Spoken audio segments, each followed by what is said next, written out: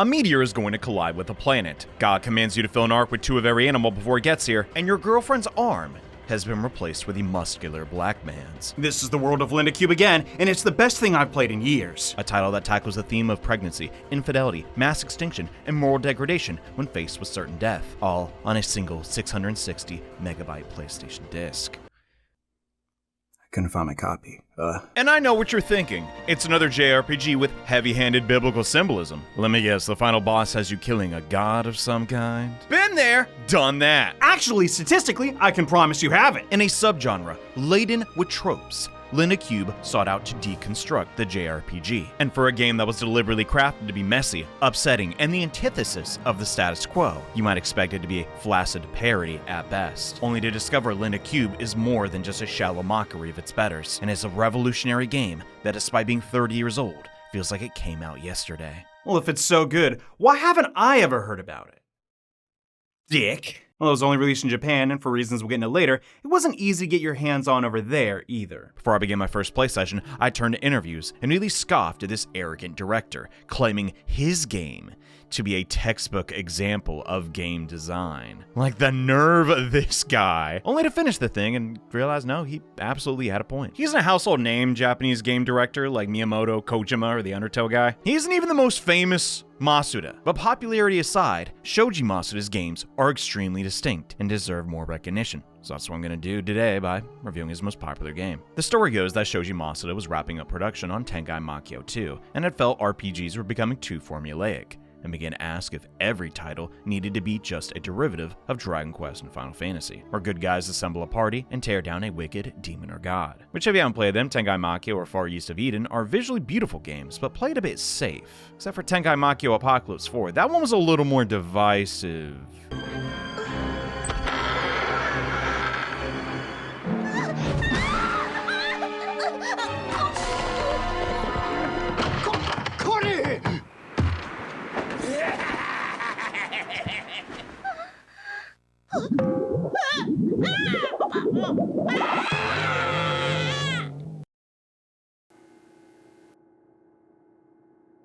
Why is she upset? She's way hotter now. But it wasn't enough just to change the setting and call it a day. He wanted to deconstruct everything the JRPG was known for in a meaningful way, and pitched a story without a hero. The world ends regardless of your actions, and getting the girl's no longer the objective.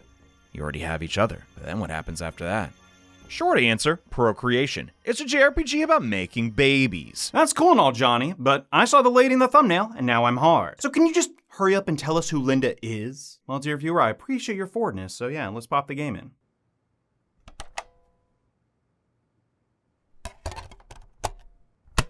So anyway, here's the absurd plot. In the extreme distant future, humans have mastered interstellar travel, and now reside on different planets all throughout the universe. As a species, we've drifted so far from our birthplace. So much so, they just straight up forgot where Earth was, the only lasting proof of its existence residing inside of history books. Relative peace exists amongst the stars, but there's one big problem. Y'all got any sperm? Nah, sperm machine broke. Oh darn, our species is doomed. And no, surprisingly, it was not the forbidden ambrosia known as Soylent that was humanity's undoing. It's as if human life had an expiration date, and despite all our accomplishments as a species, everything eventually has to come to an end. Or so the Space Federation thought. A new planet is found that isn't just surviving, but thriving with intelligent life. Neo Kenya. So humanity makes contact and immediately starts getting busy. Johnny, what's all this penis and pussy slop lately?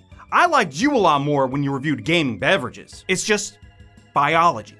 It's just the way it is. I'm just the messenger. The human race is saved by breeding with the green-haired natives. But just when things were getting good, headquarters learn of a massive meteor, the Grim Reaper, and it's going to hit the planet in 8 years' time with no hope of survival for anyone still left on the planet. During a scouting mission, the Ranger Corps, shocked to find the god of the planet, has sent over a massive wooden vessel and a commandment demanding 2 of every animal be placed on the Ark before the Grim Reaper makes them extinct. And when a miracle happens right before your eyes, the chain of command find it difficult to refuse. A sci-fi spin on Noah's Ark by itself wouldn't be too exciting, but when you see what the average animal on Neo Kenya looks like, you quickly learn that getting all 120 species won't be so easy. So let's jump in. When you boot up the game, you have the option to select one of 3 scenarios. While you have the option, it's heavily recommended you start with Scenario A, Merry Xmas, as it functions as the game's introduction. You then select the flow of time, as yeah, this game does have a calendar system. The 9 years deadline isn't just a narrative device. If time runs out, it's game over. But that kind of pressure doesn't work for everyone, so Linda lets you choose from 4 modes determining how quickly time passes. The first scene is a familiar one. Our mom, Mei Mei, complaining we are always late for work, which is extra funny when you learn we're exactly 9 tiles from the office. Ken Challenger, the protagonist of our story, lives in one of these dome shelters on Neo Kenya and works as a ranger, part cop, part conservationist. The Galactic Federation needs to colonize to preserve the human race, but made an honest effort not to disturb the Neo-Kenyan way of life, flat out refusing to build roads. But not everyone's on the same page with preserving the wildlife, and rangers spend most of their days feuding with intergalactic poachers. Almost all the animals in Linda Cube are butt-effing ugly, except for dogs, which I find interesting. Some aren't reacting well to the Neo-Kenyan air, but most are strikingly normal looking, which makes me think some of the poachers weren't as considerate with species laws. At the meeting, we get a refresher on the mission. Some new information tacked on at the end. Nobody knows what will happen if they fail to fill up the Astro Ark, but the higher-ups figure it's better just to go along with it for prosperity's sake. The Ark needs a male and female pilot to take off, and our childhood friend Linda volunteered. Then they show her in a bikini, and I'm not really sure why. I guess to point out, she's not like other girls. Linda kills indiscriminately. I'm playing around. The bikini thing is just fan service. Or maybe it's not. But Ken was already considering to pilot the Ark, so in a roundabout way, she's just giving him a push in the right direction. I was serious about the killing, though.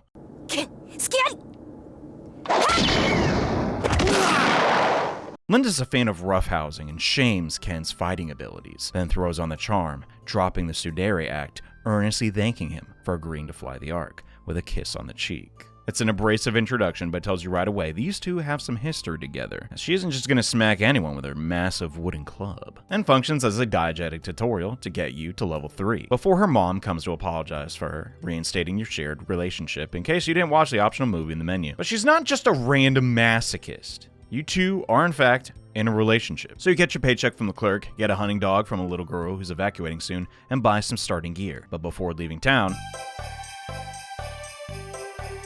Merry Christmas, Ken! リンダからのメッセージを伝えるね。 Linda sent us a Santagram with the message, remember room 102. Okay. Then the delivery boy lusts after our girlfriend before pissing off to who knows where. Yeah, if it's not clear with the animal designs, this game has a healthy dose of humor in it, with all the slapstick and all these absurd character interactions. But if anything, it uses this humor, so you get blindsided when the game takes a darker turn. But we aren't there yet. Heck, we haven't even left the first town. But the moment we step outside these doors, the timer starts counting down towards the end of the world, so the hunt begins.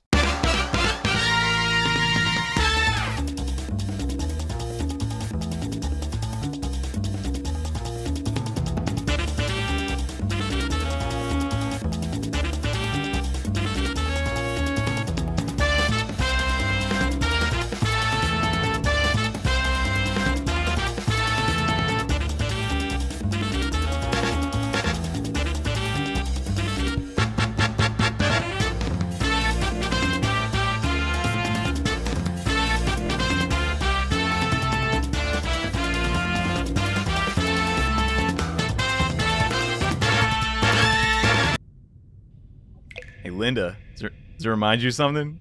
Huh? Wait, what? Where's Linda? She got amnesia? I could not believe it. All this artwork of Ken and Linda paired up together. All these characters stressing your tight bond. And then poof, she doesn't remember who you are anymore. At first, I was confused. Like, did I miss something? But no, the second you hit level 3, boom, hospital. I thought that weird dude in the Santa outfit had something to do with it. But no, this isn't room 102 at all. If you try to visit her home over in the Beastian village, again, she's on the 2nd floor of her own house, meaning, yeah, it's not room 102. Also, in this short span of time, everyone in her village has gone missing, with Linda being the sole survivor. You think she'd be well protected at the hospital, but when you run down to the morgue, an NPC tells you sometimes Beastian woman bodies tend to disappear. And seeing as Linda's half Beastian puts even more pressure on you to perform. After a little montage, Ken has some animals he needs to deposit into the Ark. And for almost all of Linda's runtime, your feedback loop is get animals or levels, watch a story event, then get back to hunting more animals. And it's extremely well done because there just aren't many Japanese console RPGs with this open-ended structure. Convention dictates that the first town will give you supplies for the first dungeon, which get outclassed by the gear found in the second town, and so on. Linda be like, well, there was a second town, but everyone in it disappeared, so you're on your own, bucko. Instead of buying equipment from stores scattered around the overworld, everything in Linda revolves around the animals. While catching them all remains your primary goal, you're going to need some trade fodder at some point. Wait, when did this come out? Wow, Game Freak, you hacks! Instead of beasts dropping coins or weapons, you were instead capturing animals to sell off or synthesize them into what you want. Turn female animals into armor and male animals into your weapons. The animal properties and weaknesses also transfer to their respective equipment. Wow, Capcom, you hacks! Not to mention, every action you take has the added weight of consuming your finite resource of time, as the celestial body gets closer and closer to the planet. Wow, Nintendo, you hacks! Also, moving faster literally costs you money. Wow, Blizzard, you hacks! Okay, the last one is a stretch. I just really hate Blizzard. Because sprinting in Linda Cube consumes your HP. Now I know that sounds bad. And you may have heard rumblings of the worst JRPG ever that has a similar feature. In a vacuum, yeah, moving faster, taking your HP away, sucks. But in Linda, it kind of makes sense. You're in the overworld hunting, and if you could just cram your inventory full of healing items, you'd be able to stay in the overworld forever. But opting to not sprint isn't just boring, but flat out inefficient. Instead, you should hold sprint down almost all the time and just hunt more animals to turn into food to heal. Again, it all comes back to the animals, with every decision you make having this cost of time attached to it. At first, the player could feel overwhelmed, but as they progress and interact with more NPCs in each shelter, you eventually pick up time-saving strategies, such as buying rare animals from vendors, using the flight paths to minimize time loss, and attacking strong animals from behind to guarantee the ambush. The battles themselves, though, they're okay. They aren't gonna blow your mind or anything, but they got a little sauce. Not too much, not too fancy. Little Tabasco, little egg, ain't bad. Visually, it appears like your standard Dragon Quest clone, but comes with the addition of multi-directional combat. Linda doesn't have random encounters, so when you fight something on the overworld, the game reads the surrounding tiles to create the battlefield, with animals appearing in your cardinal directions. Get attacked from behind or the sides and take increased damage. Additionally, every animal you face has a preferred terrain and increases or decreases its speed stat. The higher your speed, the more actions you take before your opponent. Early on, who cares, bro? Do whatever. It's a tutorial. Put a jar in your anus. Get a salad at Carl's Jr. I literally can't stop you. But rather quickly, animals begin appearing in larger groups, exclusively in their preferred environments, necessitating these backstabs so you can act first and transform. Oh yeah, Ken's a Beastian too, and he's got all these crazy superpowers. But he's like the only Beastian in the game I can think of that doesn't have the green hair for whatever reason. We have a picture of his dad and mom with Linda's parents, so what happened? My guess is you might think the two leads were brother and sister if they both shared a hair color on promotional material, and yeah, that might get a little confusing. It's not that kind of game, not a good idea. When you deposit animals into the Ark, you get a small stat boost for you and Linda, unlocking new transformations, which give you access to new forms and spells. The sad thing is you rarely use these abilities, unless you're in a bind. But some techniques absolutely come in clutch for capturing animals, as if you just swing randomly. Oh my god. Yeah, if you're too strong and overkill your target by roughly 150% of its total HP in a single blow, they just explode, and you get no EXP and no capture. So you need to be a little shrewd with your damage output, sometimes changing to a weaker weapon, going barehanded, or casting a low-level spell to guarantee the catch. It also de-incentivizes constant grinding, because if you're too strong, getting weaker animals, while not impossible, becomes a hassle if you fight mindlessly. This seems like a ton to keep track of, but by having your game's enemy designs piggyback off of real-world animals, they get around a lot of design problems. The squirrels at the start of the game, logically, are going to be easier to fight than a gorilla, because that's how our animal kingdom functions. You know, it's just logic. It's intuitive, sensible. But like with most things, there are exceptions. During my first playthrough, didn't even register that this was an enemy, and these fleas just ripped me in half. But dying in Linda isn't the end of the world, unless you haven't visited the Ark in a while, then it's a big deal. When Ken dies, you're warped back to Ranger HQ and you lose half your animals. So now there's an additional layer of risk and reward. If you stay out for a while, you're maximizing your hunting time and being as efficient as possible. But if you push your luck too far, you could lose half your stock. At any time, you can press R1 to see if you've already captured an animal before fighting it, as well as its level. But just because you know some of its stats doesn't mean you have the right equipment for every fight. So every new species you come across has some risk attached to it. Is it the best RPG combat on the PlayStation? No. But it is charmingly different. And variety is nice. People are drawn to the RPG genre for different reasons. like the larger-than-life stories or the meditative grinding sessions. Historically, I'm a fan of team building aspect and testing different strats against the crazy bosses these games have. But Linda doesn't have that, like at all. My party is dogs, literally dogs, right now. But instead of giving you a few close encounters, putting you into a good flow state, Linda's basic fights put you into this critical thinking mode constantly. But the problem is, communicating how fun this is through the visuals alone is impossible, and video games are a visual medium. Let's just be real, the visuals are not the selling point here. They are, in a word, simple. Static sprites, and only the occasional spell effect, because 95% of the time, you are using your basic attack, because your spells wouldn't just waste resources, but could overkill your target. This game came out during the polygon era, and unfortunately, sometimes gamers tend to be a bit shallow. We like flashy attack animations, beautiful environments, and cinematic cutscenes. Although it does have some animation, but that's a recent addition. I didn't really bring it up till now, because I'm not really good at this whole writing thing, if you haven't noticed.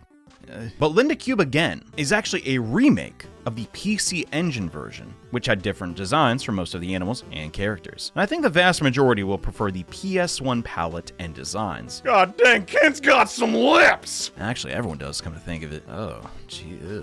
But I bring this up to say that I'm not any different when it comes to the Halo effect. Aesthetically, the remake is just a lot more pleasing with the cutscenes and sprites. But even then, competition was fierce, and other studios were doing a lot more with the hardware. But the funny thing is, because Linda isn't doing anything too CPU intensive, load times are non-existent. Check it out, let's use the most unflattering comparison possible. Final Fantasy IX.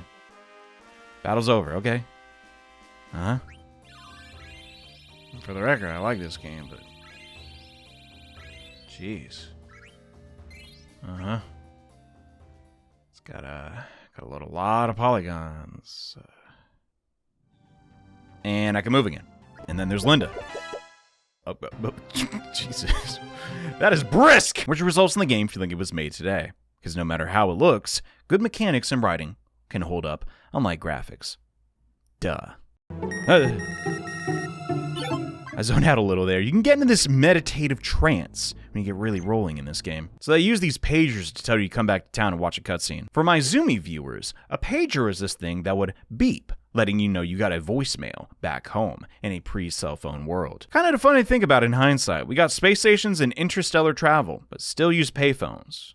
Boost Mobile? Never heard of it. The hospital director's got some news for us. The wealthy Elizabeth Green of Green Pharmaceuticals wants to talk to us about recovering Linda's memory. So we have our first reason to head north. Because this is the tutorial area, you're limited to just 2 or 3 zones to explore, but at least there is an in-game reason for locking you out of the whole map. In Hospico, if you start talking to scientists, one of them tells you a giant satellite crashed in the southern region, and now everyone there is dead. Jesus.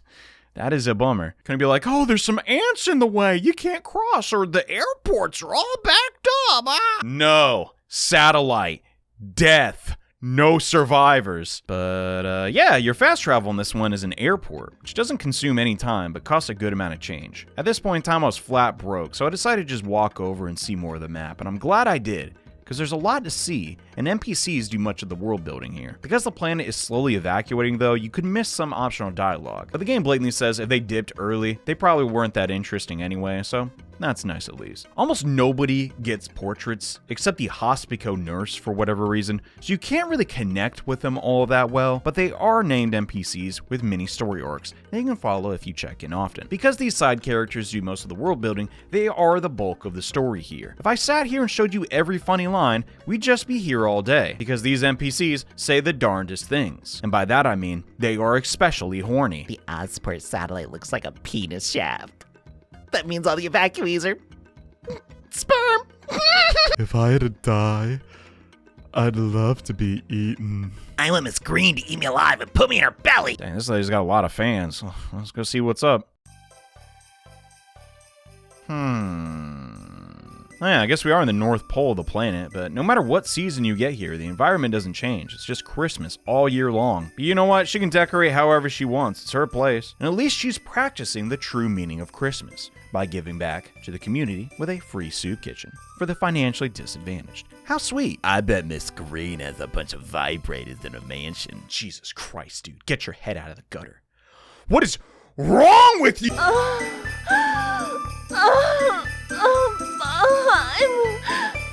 It's Camp Christmas, not toys. So. She's immediately flirty and just stuffing her dialogue with vague allusions to climaxing. But listen, hussy, if you ain't my short-haired, tomboy, childhood friend, best friend, girl next door who beats me with a blunt object, ASMR, I don't give a crap. Wait, I was joking, that's real. But back to business, they don't make Memoriam Z anymore because it just wasn't profitable.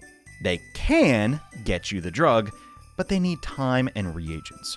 You get a call from their head researcher who tells you where to farm some goat meat for the serum, and we head off. Winter in the North Pole is no joke. As you'd expect, the animals that live up here are used to it, so they don't suffer a debuff during the season. But the inversion is also true. If you hunt the goats during summertime, they are drastically weaker due to their thick coats. It's an amazing tutorial just to teach you about terrain bonuses and the seasons in general. They do a lot with this, but somehow avoid the annoyances other titles have, like Animal Crossing. Sorry, you can't get that fish unless it's raining on a Sunday and it's currently the holy month of Ramadan. Like, most animals can be found during every season, but they play around with the gender ratio a bit. Summer is generally mating season, so there's a lot more girls running around, but can become scarce when it's wintertime. And I can't stress enough how many animals have these little puzzle dynamics attached to capturing them. Right near the goats, I got jumped by some hyenas. Didn't really understand why, because before they just completely ignored me. But I realized the meat I had in my inventory had gone bad during the season change, and the rank odor made me an easy target. It is so sick how much interaction there is between the world and the animals. Gameplay's so good, I'm a guy! Problem is, we don't know where to hand the goods over. I run back to Miss Green and ask where the doctor is, and oh, I guess that explains earlier. This dude with the throbbing cranium is Panheim. He looks like a funky guy from a Satoshi Kon movie or something, but he's not a bad dude. He is a little jealous of how much Miss Green likes us, though, but gives you some free samples. Hey, Ken, I got you something. What is this? It's stick pills, Ken. For down there. I don't really need this, Mr. Panheim. Linda's feeling good enough to walk around again and is excited to see us, even if she can't remember exactly who Ken is. Still wanting to go on a date with him whenever the serum is finished. And man, it's good they didn't cheap out on the voice acting for this one, because Minami Takayama just crushes this role. このまま私の記憶が戻らなかったとしても、私、あなたと箱舟に乗りたいんです。 She was already an experienced voice actress before this gig, and it shows with her range, because Linda's kind of all over the place tonally. It's one thing to see a sprite and read some dialogue, but reading the dialogue of your amnesic best friend turned lover, and then hear her voice elevates the character to a completely different level. It's a funny thing about now, but voice acting just was not a standard at this point. You want to see her get better and return to her old violent self. Puts you in a caretaker mode a little bit, and you know, I'm an audio guy. I'm biased. I listen to ASMR videos all the time, okay? But for now, we got some time to kill, so let's head into a dungeon. Well, it's a cave, really, but close enough. South of the hospital, you find a place called Marbleopolis. With these stones, you can push and you can fight some earthworms. They're the closest analog to metal slimes, but they're actually pretty easy, so they're nothing at all like metal slimes and more like a Murphy's Ghost. But nobody knows what a Murphy Ghost is, so I should have just said metal slime. I'm so stupid, god dang it. They give good EXP, but they aren't complete walks in the park. You don't finish off the female worms, they turn into males and heal completely. Also, dogs are scared to death of them and have a tendency to run away. But the risk is worth it. Besides, we need them for the Ark, so why the heck not? But something weird happened while I was down here. That was more than a little unnerving. I was just hanging out, you know, playing with worms in the dirt, when a staircase showed up that definitely wasn't there before. At the time, I had no idea what caused this, but down I went deeper and deeper into this sunken room. With water on the floor and artifacts I couldn't really make out along the back. I stepped onto a teleporter to be taken to another room, which the game specifies is a place called Anubis, with two normal-looking black lions encased in pods. That alone would be odd, but then I realized these pods share the same design as the ones on the Ark. Something very strange is happening on this planet, and I think I know. Oh, would you look at the time? Duty calls! The game takes into account Ken's level and total species collected, and seeing as I'm way ahead of schedule, we get to see the rest of the story go by rapid fire. The drug is done, so we run over to get it from Panheim. By the Eterna door, we see that Santagram guy again, pointing out we've yet to find room 102. Here's a hint: backyard. And Linda's party will be a night to remember. Oh. We sprint over to Miss Green and mash through her text box as Panheim appears to be munching on Miss Green's box. Fly express back to Hospico to see Linda's room is completely empty. The receptionist and visitors mention our cute Santa outfit, and it finally clicks. Room 102 wasn't Linda's house or the hospital, but the rooms behind the hospital we've been unable to access. Running outside, we find the usual security guard has been replaced by the hospital director? We give him the serum, but something is weird. When he says, "Ah, you must be Ken, but we've already met plenty of times before." Then he rushes off, but alerts the guards, leaving the door unlocked for the first time ever. Room 102 isn't far off. The door is unlocked, and as we get closer, the hum of a soft voice is heard from within. The door pries open, and a captive prisoner is bleeding out on the toilet seat in this cell. The masked man lurches toward our view, revealing himself to be us. Well, not exactly Ken, but Neck, our long-lost twin, and our supposed birth father being the man in the cell. We're sunlocked at this point, as the Rangers are heard in the distance, but before making his exit, Neck hands the catatonic Linda a present, the bloody knife, framing her for his crime. Merry Christmas.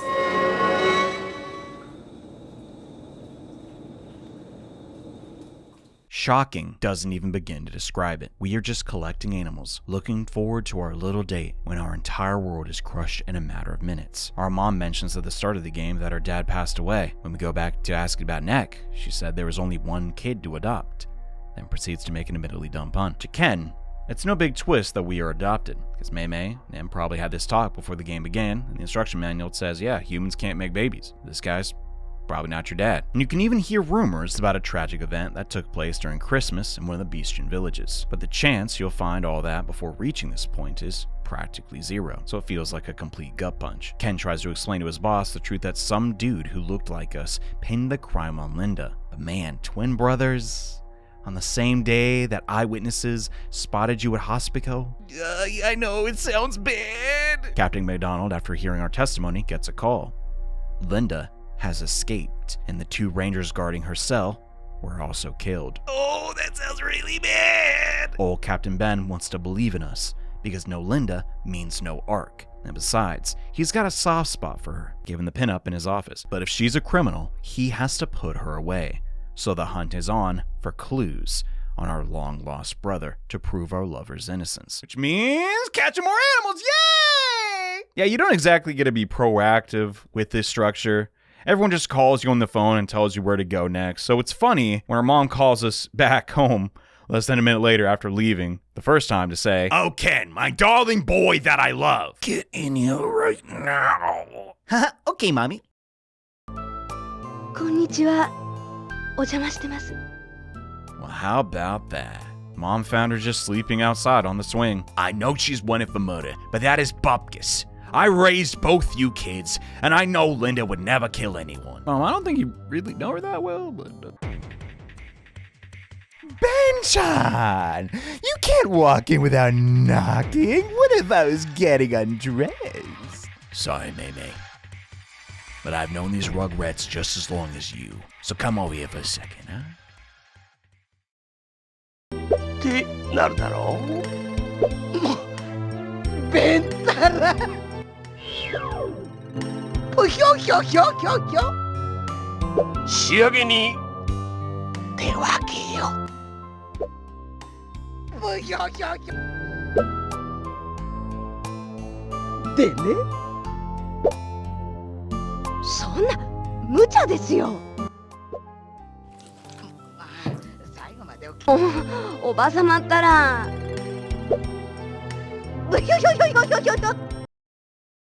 So what do you got to say to that, huh? Fair enough. My headcanon is Ben and Mei are just making sure this Linda is the real deal, not a clone or something. And turns out she's got the same sense of humor she had as a little girl, so Ben looks the other way and gives her a ranger uniform to hide from the other officers, as we run around trying to re-trigger her memory. But doing so isn't just out of the kindness of our heart. For whatever reason, Linda can't operate the Ark without those memories, so all the animals are doomed unless we can get them back. Which should be a lot easier now that we have a full party. Sure took us long enough, but yeah, Linda is finally on the team. And she's level 3. Back to the worm cave! Some of the memories are sweet, like recalling your days playing on the swing, or just plain funny, like going into Linda's room and realizing that teddy bear you thought you lost. Yeah, Linda just flat out stole it from you. Amnesia is an overused trope, but I can't imagine this game without it, because reminiscing like this works so organically, as you both start to unravel your shared history in a tender and honest way. But not every memory is a good one though, as when you exit Linda's house, she begins to recall the night of the incident, when she saw two guys dressed as Santa standing in the hallway. But everything after that is still missing. None of these events are required to progress the game, mind you, but in a way, that just makes them feel a lot more meaningful. If you truly care about Linda and want to see her get better, you get rewarded. Although there is one mandatory scene that I'm a bit confused on. Inside the shed the two of you used to play doctor in, immediately, Linda asks you to fool around. Yeah, I don't know what I expected either, but inside this room, we get a look at a group photo of the two families. We met Ken and Linda's moms, but the dads have been out of the picture. We notice right away that the guy who died in prison looks nothing like Gene, our adoptive father. Makes sense. But Linda's dad... You know what's going on here? This only gets more confusing when you run over to Osport Park and see the tree where the two of you carve your initials in, and you find another pair of initials on... and Gene, Linda's mom, Ken's dad. You don't think? Were they swinging? Soft swapping? Full swap? Stop and swap? You better not! You better put that ice key back! Oh wait, Ken's adopted. Also, I'm no scientist, but where's the melanin at? Well, speak of the devil. Hume Burning gives us a call to come see him in paradise. It's a long trek over, so let's restock before... Hello, would you like to make a financial donation today? Look here, listen, instead of constantly begging for handouts, why don't you get a job? On a completely unrelated note, have you considered checking out our Patreon? No? Okay then, shoot. Paradise is where a lot of the rougher crowds end up. Burnouts that took this drug called Hustle 3 and now can't make a living. This guy that chops up animals for fun, I think. And the proxy hunters. These guys aren't just part of the setting, but a mechanic. You hire them and they hunt non-stop, giving you animals, with Gomez being the best, but most expensive. Rumor has it you can beat the whole game without doing any of the hunting yourself. I don't know, the hunting's kind of the most fun part, but it's totally possible to make a killing if you have enough dough to hire them all. Inside the junk palace, Linda's dad is bedridden. As it so happens, he was on his way to see Linda in Hospico when he saw Neck with her. He snatched his daughter from Neck, but got stabbed in the process. Hume was the one who dropped his daughter off at our house, trusting Mei not to turn her in. Before we go, he gives us his well wishes and says we deserve happiness because true lovers stick together no matter what. Aww. Wait, what, I'm black? Yeah, it must be sort of confusing for Linda. Heck, I'm a bit confused, but I guess that's just how genetics go sometimes. Overall, Hume is a pretty interesting character. In spite of his current injury, he's a living legend, being this grand hunter you hear about all around the world. Supposedly, he's so good at his job that it's rumored he drove some species to extinction, but gave up hunting altogether when he heard Linda was chosen to pilot the Ark. I'm delving into a bit of fan canon here, but I like to imagine that Hume is the reason the bare minimum to finish this route is 30 out of 120 animals. Because of that whole satellite thing and Hume exterminating everything in his prime, we got a pseudo easy mode. Makes you wonder what kind of man Ken's dad was. Like, he's got a ranger outfit on too in our group photo, and that other guy who vaguely looks like Jesus in the key art. What's going on with him? Well, if it ain't Saint Nick. Our little bro wants to meet us in our birth town in the Western District, which is actually north on the map. That frustrates me to no end, good God. In the long-abandoned Kyoshikata village, there isn't a trace of anyone. Just a church full of wolves and plenty of locked-away chests that are just there to tease you. At the top, our little brother wants to play a game of tag after he alludes to us being left to die in this very location on Christmas Day before sending the hounds on us. It's a lot of fights back to back, and my pooch Rogo effing dies, and I'm all out of food. Ugh. Neck hypnotizes and forces Linda over to his side as she slugs us in the face, explaining what happened back in Hospico. Neck hypnotized and drugged her? Misusing pharmaceuticals was our thing. You get away from her! Neck runs off, and we're left to the wolves. Literally. At least the music's sick. Oh! Stop!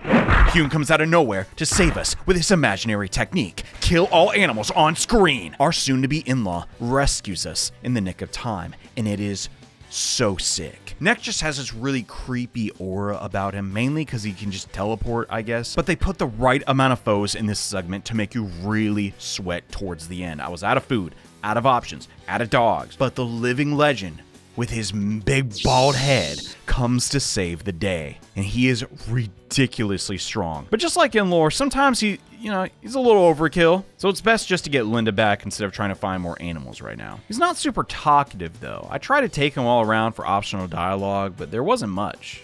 Just, one little thing where maybe he's like, oh, it's your father-in-law. Bring Linda around. Oh, Linda's my bride. Santa outfit. Neck was here? It is so unnerving. He really is just going around parading Linda like a trophy to everyone he can, crossing out our initials on the tree, buying a wedding dress, and even stealing the Astro Ark and flying around with it. Tracking the Ark isn't easy though, so we hit up Ben, and turns out he couldn't fully trust Linda, so he placed a tracking device in her ranger outfit. You dirty, clever old man. Speaking of, who's Miss 1993? Yeah, what happened to Linda's mom anyway? We chase Neck all around Neo Kenya, and the tracker stops moving at Eterna. So the guys go undercover and storm the mansion using a pincer attack, and it's weirdly empty. Like, where do those rock-hard homeless guys go? And the townspeople, The wealthy socialite Miss Green was behind everything, stealing the bestian bodies, Linda being the sole survivor, just to torture us. Elizabeth gives the kill command to Neck, but when she does...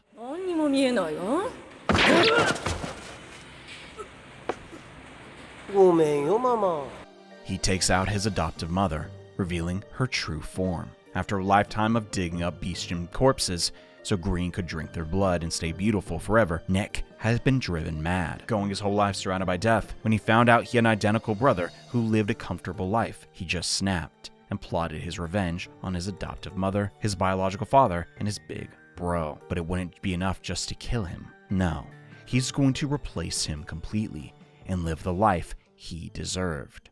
On the roof of the manor, with the December wind howling at our backs, the twins have an unforgettable final battle.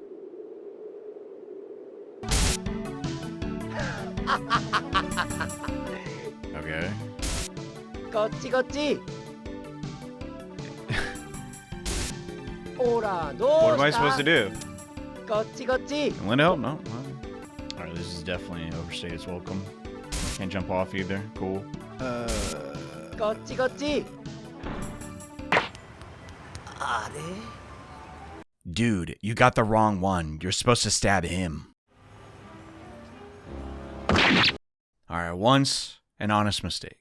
Twice, now you're just being a straight up dick. じゃねえか Before Santa can get the triple kill, grabbing at his foot in a desperate attempt to slow the killer down, which actually works when the kind of cops show up and Santa bails. Ben gets proof that we do in fact have a twin, clearing Linda of all suspicion.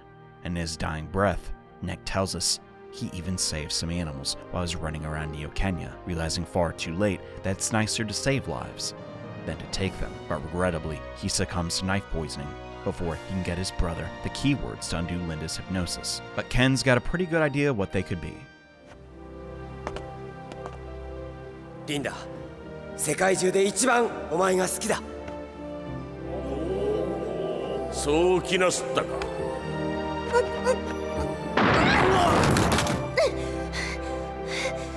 窒息するかと思った。気分はどうだ？みんなずっと見てた？ It's a Christmas miracle. Linda is back and better than ever, and everything gets wrapped up in a ruby red bow. The end.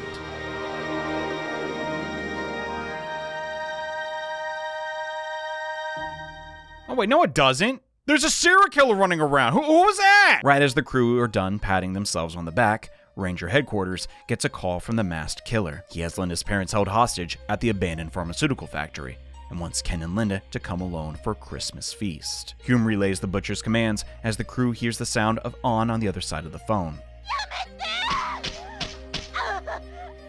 Luckily, our boss stuck a tracker on Hume when he visited the office looking for Linda, so we know the killer's aren't lying about their location. But in a rare miss for Linda's scenario writing, our boss is just like, so, you guys gonna put a stop to that or what? Like, dude, what are you doing? Huh?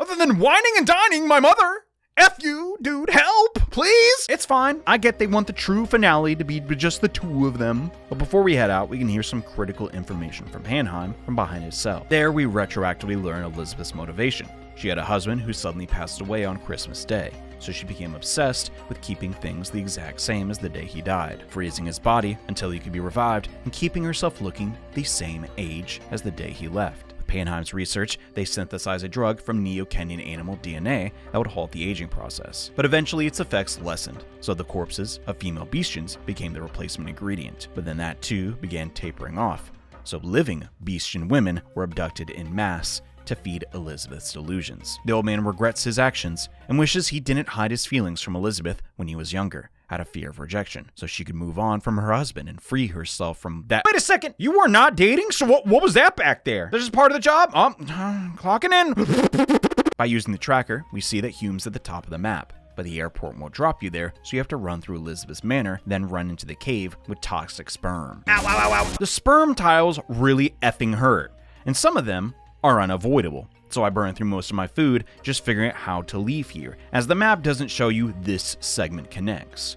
A real slimy trick, if you ask me. At the G Factory entrance, Linda's too terrified to go inside, because with all her memories back, she knows who she saw on the night of the abductions. So we go it alone, sneaking around the deserted plant. There isn't much to see, save for service drones working on something, but it's not clear what, till we open a random chest and find a lone capsule marked Hustle 3.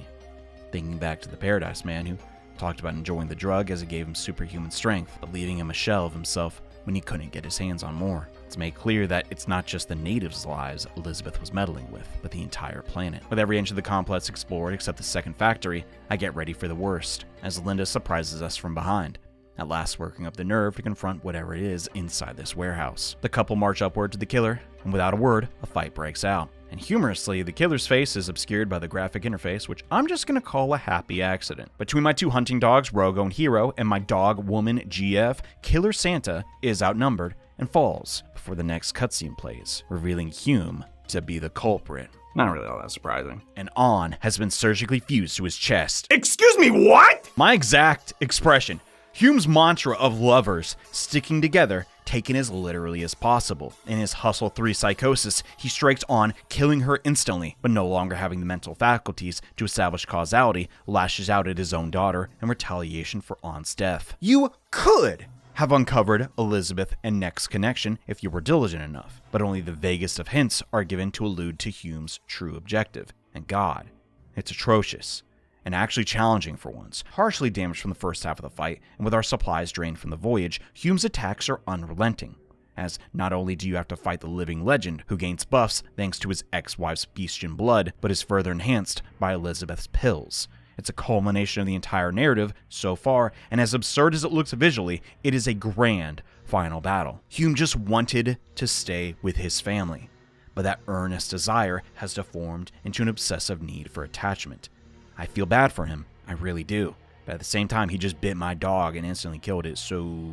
The fight is extremely close, as even with these seldom necessary buffing abilities, Hume does the same, and with 720 hit points, it pushes me further than anything we've seen in the game so far. My second dog runs for it mid-battle after being close to death, and then it's just the two of us. I take a turn to heal one of us, but Hume undoes this action by doing more damage than I healed. This continues for several turns, as I see my inventory continue to shrink. And it's when I look at my last two pills, I see it. Hustle 3. A point of no return for Ken. Save Linda, but risk the consequences of ending up exactly like Hume due to withdrawals. What a horrific ultimatum, but one that is masterfully crafted to happen at this exact moment. The cave drains us of our resources. Linda leaving your party, so you look for supplies. And then the temptation of a pill we know can make the impossible possible, but I can't bring myself to do it. Fearing some bad ending, we turn to Linda for support and use the guard command for the first time in the game, protecting Ken for the next turn as he uses the remainder of his strength for a final desperate attack. Hume chomps down, killing his daughter, but the bum rush connects, dropping our defense to 0 for one final strike. But it's not enough, as he lives with a measly 23 life. But to my surprise, he just goes down anyway. Okay. The most cinematic battle I've ever had. Maybe, probably. Yeah, pretty much. You're strong, Linda. I guess you're not my daughter after all.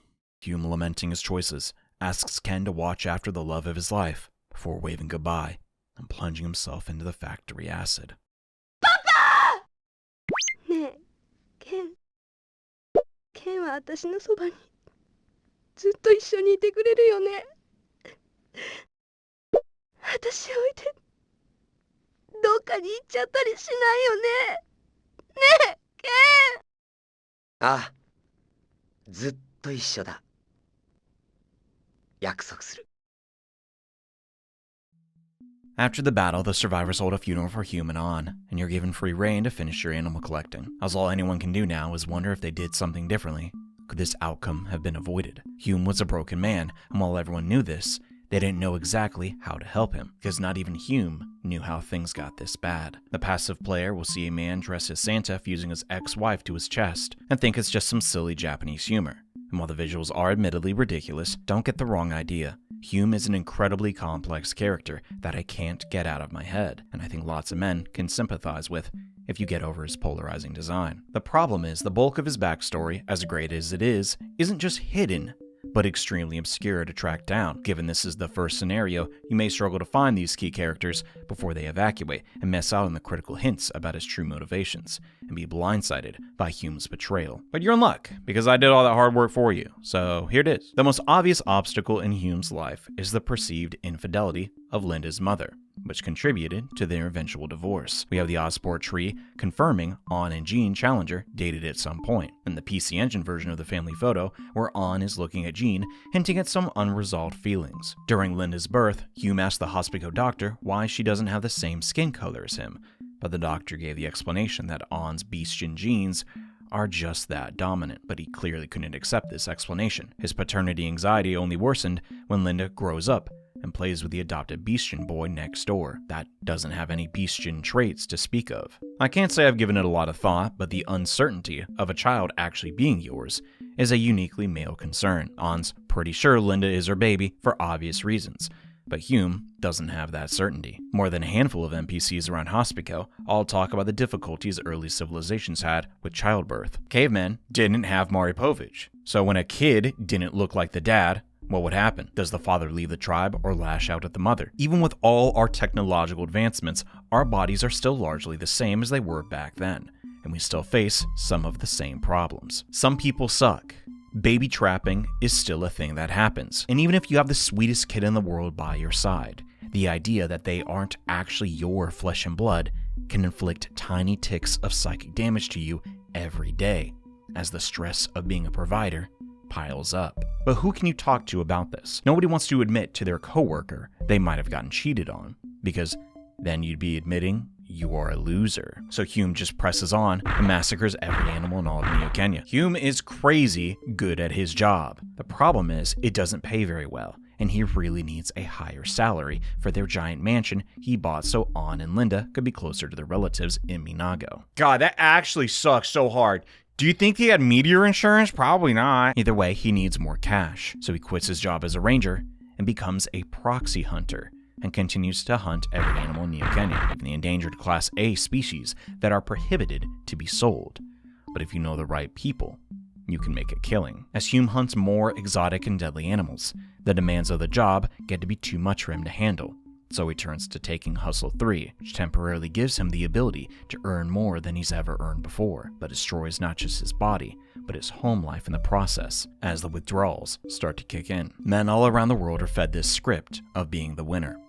You have to win, and keep winning. Nobody wants to marry a loser. But the fact remains, no one wins forever. Perpetual growth is impossible. But there is still this fantasy that every man can overcome anything through sheer willpower. If I just lock in, or grind, or destroy every animal in all Neo Kenya, all of my dreams will come true if I keep sacrificing. Raising kids is expensive.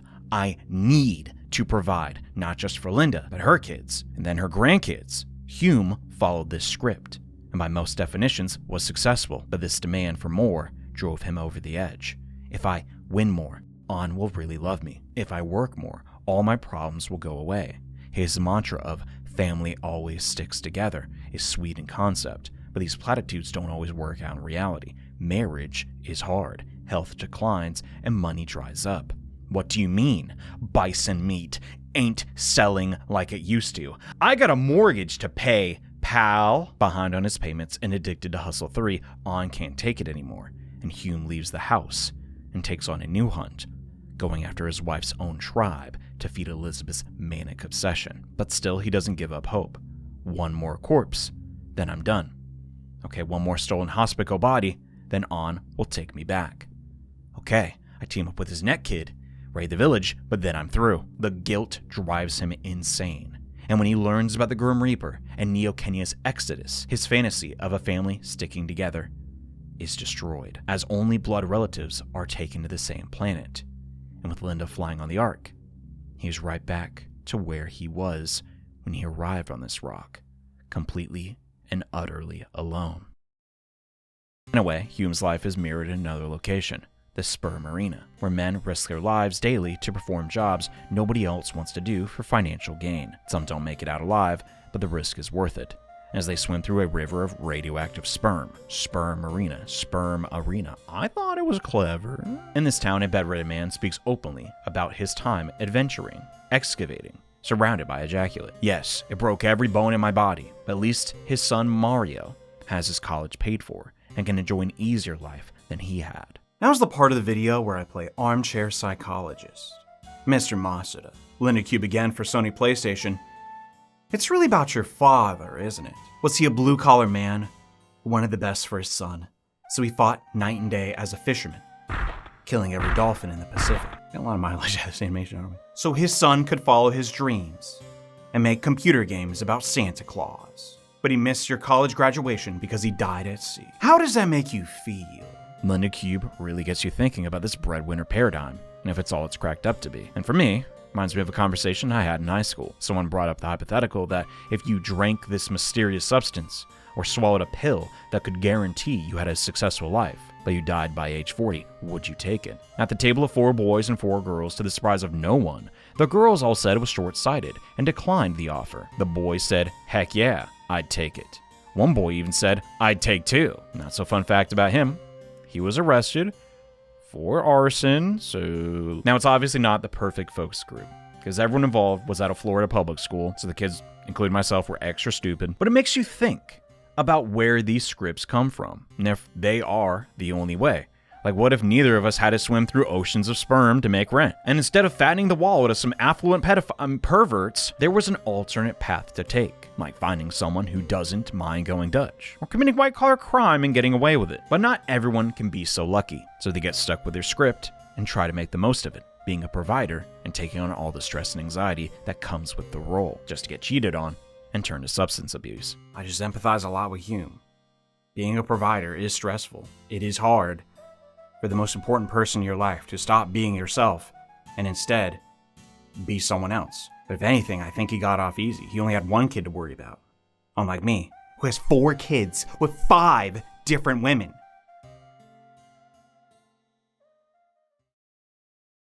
On a second playthrough, all his little comments, which sounded loving or sincere, once you know the twist, read completely differently, is the mark of a good mystery in my book. After the killer stabs Nick, he points his knife toward Linda next. But Nick stops him saying, you plan to do to Linda what you did to her, implying human on fusing was something Nick knew about and happened before his arrival at the mansion. When Ben says once they find On, he'll try to put in a good word for Hume. He tells his old friend not to bother, as they are both beyond words now. But don't worry, I've got On right in my chest. And the scariest of all, after our fight against 3,000 wolves, you're encouraged to camp out with Hume, and you hear whispers of On's request from the start of the game. Promise me, Kenny, no matter what happens, take care of Linda. But with an extra bit of, please, promise me, indicating it wasn't Ken dreaming of On, but her speaking to him while Hume was asleep. Actual chills when I realized this. Good God, what a game. There's a lot of these camping scenes, actually, but I think the order is at least pseudo-random, as immediately after the funeral, Linda asks, your mom and Captain are pretty attractive. Are they hooking up? God dang, Lynn, I don't want to be thinking about that crap. But she has a point. The relationship chart is all over the place in this game, fitting for an RPG about children and life and all that. But if Mei Mei and Ben are going at it, before that it was Mei Mei and Jean, but Jean died. Our biological father slept with some unknown beastern woman and killed everyone in the village for some unknown reason. An dated our adoptive dad before splitting and dating Hume, who thought she cheated on him with Jean. A bank teller in Osport is sleeping with literal dogs. Oh yeah, and Neck was apparently dating the hospico nurse pretending to be Ken while also intending to marry Linda. Am I forgetting somebody? Oh yeah, Elizabeth Banheim, who had a friends with benefit situation. I say had because yeah, both of them are dead. I got 30 animals. Remember this is a game review? I don't. Try as hard as you like though, there isn't actually a way to get even remotely close to 120 species on the Ark, due to the south region being blocked off, so 30 will have to do for now. Hopefully God's only a little mad. It's a bit hard to focus on the animals when all of Linda's family drama was going on, but I tried my best, given the circumstances. Ken crushes the last capsule of Hustle 3 ever produced, and with Linda's memories restored, they can both press their palms against the Ark scanner and enter the cockpit, to fly off to who knows where. Inside the control room, a series of organic hearts sit juxtaposed to the wooden vessel's sophisticated mechanical controls. And after every trial and tribulation you could think of trying to separate them, the two kiss one last time and activate the Ark, flying straight into the cosmos, escaping the Grim Reaper's collision on Stardate 1999. Again, we hear the voice of God commanding us to hang on before using the Ark to travel 26 million days before the asteroid hit, as the new Adam and Eve view a familiar-looking blue planet. And after watching this scene, there is just no other choice. You have to keep playing, because what do you mean we were on Earth the whole time? How is that possible? Who built the Ark? Did On really cheat on Hume? Why are there so many chests I can't open? What happened on Christmas Day in the Beastern Village? Who's Ken's dad anyway? And what color is Linda's hair supposed to be exactly? Many unanswered questions that the developers are so confident in their story, they expect you to keep playing to find the answers. And well, they're absolutely right. The guts to attempt this kind of non-linear storytelling, with its center being something so non-conventional, is worthy of praise regardless of the execution. But keep in mind, 1995 release date, when everyone was playing it safe with high fantasy or sci-fi. Now I'm gonna make a game about something scarier than an evil dragon, your wife's side of the family. All the time while playing the Christmas Ark, my mind kept coming back to my personal experiences with the holiday, visiting my, at the time, special someone's extended family, and coming to the realization that my waifu, who has only shown me the idealized version of the perfect partner, just so happens to be related to the most warped and backwards people that if you wrote a book describing, nobody would take you seriously due to how cartoonishly stupid and evil they were. Being stuck in a room full of these caricatures, as you start to question how such an amazing woman could be raised by people so visibly unwell. But my Linda isn't anything like her family, right? And then the seed of doubt, as you come to the horrifying realization that you don't actually know your Linda as well as you thought. Not to mention having to deal with creeps that feel entitled to your girlfriend's attention just because they find her physically attractive. It's such a pain. And sometimes the creep and her family member are the same guy. Yes, Linda, I do have a problem with your uncle buying you swimsuits and making comments on how much you've grown. Why are you yelling? I've known him my whole life. That's just how he jokes around. Because, Linda, the fact that you think this is normal behavior, it's just extremely silly. The game just made me reflect on my past experiences, figuratively hunting for this perfect person who could solve all my problems. And heads up everybody, statistically, that person doesn't exist. Everyone has baggage and comes from a dysfunctional family on some level. And when you enter a serious relationship, you are making the decision to make their problems your problems. And sometimes it can be incredibly unbalanced, like with Linda and Ken, or me and Linda, you know. You just learn your partner's most traumatic lore on the way to a Baskin Robbins on a random Tuesday because they have lived an entire life before meeting you. Linda, why were you even in that situation to begin with? I honestly don't remember. I was crazy back then. But I doubt any of this was even the aim, as Christmas is a noticeably different holiday in Japan. More like Valentine's Day, really. So I doubt the writer was intending for any of this introspection. Which just goes to show how people can interpret different messages due to their backgrounds. Ken and Linda had their happy ending. What if things played out a little differently? Armed with the knowledge of the first loop, we jump into scenario B. This time, the requirements are 50 animals before winter 1999, and our intro plays out largely the same. Mom is pissed we're always late, the mission briefing about Linda and the Ark, and you might start to think, ooh, did I accidentally pick scenario A again by mistake? But immediately after the briefing, we're introduced to a brand new character, George Kamar, who is really into Ken, which I find hilarious because he objectively looks like crap in both versions. Downstairs, Linda makes a grand announcement that her and her beloved are going to pilot the Ark and save the animals, to a lackadaisical applause, until she jumps on top of Ken, showing her affection. I spent some time looking around and find that the Beastian village of Minago is way more populated in this scenario, likely because being Green Pharmaceuticals headquarters had an outbreak of some deadly virus and everyone there died. So the West region is being quarantined. Sucks for them, great for us, and really great news for Human On. As while they still got divorced, it looks like without Hustle 3 in the picture, they worked out their differences and are back to living with each other again. Inside, we talk to her dad, who gives us his blessing to go see his daughter upstairs, as she's trying on her mother's old wedding dress. And after a little scene, Linda decides to give us a tour of the town. Admittedly, there isn't a whole lot to see. In truth, she just wanted to walk down the aisle with Ken, even if we aren't getting married for real. Linda communicates that she isn't opposed to the idea, though, making it clear right from the get-go that she thinks very highly of the hero in this timeline too, which is really cute after she was playing a bit hard to get last time. Oh yeah, people have been jumping off this very building and dying! By the way, kind of a buzzkill, but okay, it's technically true. But the real reason Linda kept us here is that the gate is closing soon, and she really wants us to stay the night. So this tour was a mischievous distraction to get what she wants, to eat her box. Lunches! For dinner, you stay the night at the burning house, and it's just so sweet. When her parents are asleep, Linda sneaks up to her room to fool around some more, but before that can happen, an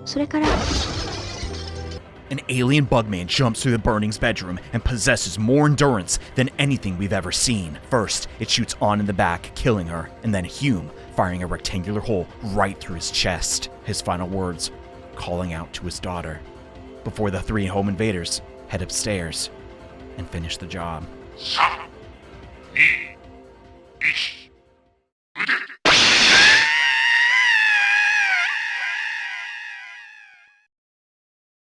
The hero wakes up in hospital and fortunately survived the night, as only him and Linda left hardly alive. 26 Beastians and even some tourists were all slaughtered, and Linda's condition remains critical. But from the sounds of things, she's in good hands. We run down to Dr. Omori's lab to see how her treatment is going, and oh my god. Dr. Omori, what a lovely mustache you have there. The good doctor explains that Linda's left arm was lost during the attack, and unfortunately, finding a suitable replacement has been difficult. Only one arm was left intact and was a genetic match, so Omori made the difficult decision and grafted the arm to Linda, but there might be some complications. After all, now a pale, petite teenage girl has the arm of a giant, hulking black man. What is up with you and race? Nobody's talking about race. Nobody's racing anything. Heck of a proof of paternity, but yes, this is your confirmation that Hume is Linda's daughter without a doubt. Now that's some black comedy. Anyway, go catch some animals, eh? Yeah, all right. Start the montage.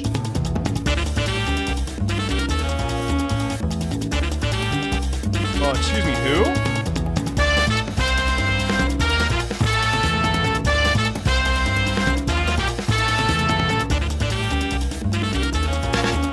Whoa, back it up. Who is that? Ken-san, does this imagery remind you of something? Body shaming. Really, Sachiko? You know I'm self-conscious about my nut size. Yeah, when you run out to get animals, Linda just up and disappears and calls you on the phone not to look for her, freaking out post-surgery. So Dr. Omori suggests you take his daughter, Sachiko, to hunt in her place, giving you this full body shot of her, showcasing her docile and submissive nature. Yes, I think she's very corpulent and readable, wouldn't you agree, my boy? Remember, darling, you can do everything he says within reason. You can do A, but no B. Anal, but no blowjobs. You understand me? Okay, Daddy. That audio is on the internet forever now. First time, it was amnesia. Now, it's all this. But yeah, after a whole arc of making you fall for Linda, the devs thrust this new chick into your face. And I don't like it. NPCs are all like, wow, moved on from Linda real fast. Sachiko's way better than that boorish and violent Linda. Well, I disagree. If Sachiko gets a piece of dirt under her nail, she's gonna have a panic attack. Some people might prefer the less aggressive type, but maybe the choice isn't as obvious for everyone. I don't know. People have been debating Asuka and Rei for 30 effing years. And while technically, Linda Cube predates Evangelion, there are some similarities. So this time, the German is the doormat. Sachiko's new in town and isn't a bestian, so she can't transform or get stronger like Linda can.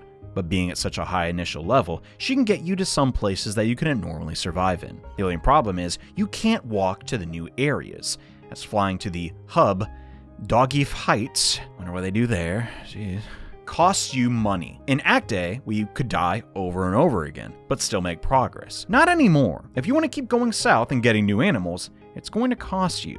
On top of that, everything over here is incredibly aggressive and hits like a truck. They will just charge you, appear when you're at your weakest, and put a hole through your chest. I felt like I was in the middle of Harlem with a controversial statement on my chest. Dial 911. Tell the police to get up here quick. Somebody's about to get killed. I thought I had a good grasp on the mechanics and felt cocky, but before I knew it, I ran into problems and into debt, as I couldn't fly to the south to hunt for rare animals to pay for my dog's surgery. So I took out loans and then couldn't repay them. It was a humbling experience, and it could have been because I was rushing to see the brand new areas or I didn't have a real party at the moment, but maybe this was intentional. With Hume being in a better headspace, he still became a proxy hunter, but only for a little bit. So the strongest animals continue to breed like bunnies down here in the warmer climates. Or maybe I just suck. I don't know. Back to the wormhole. And I don't know why. But while we're both down here, Sachiko asks some really odd questions. At Doggief Heights, the owner of the big stadium died recently, and all his spoiled, rotten kids are fighting over their inheritance. The sheltered Sachiko asks if each of these kids are good or evil, and I don't really think it's that straightforward. I know I don't like them, but it's a bit disconcerting how she just goes along with whatever Ken says. Then after that, she starts asking even weirder questions, like, if someone asks you to die with them, would you do it? Or if your loved one asks you to kill them, would you do it? If your loved one was a worm, would you kill them? Like, I don't... all around, just weird questions that come out of nowhere. I'm not wearing any underwear. Would you like to see?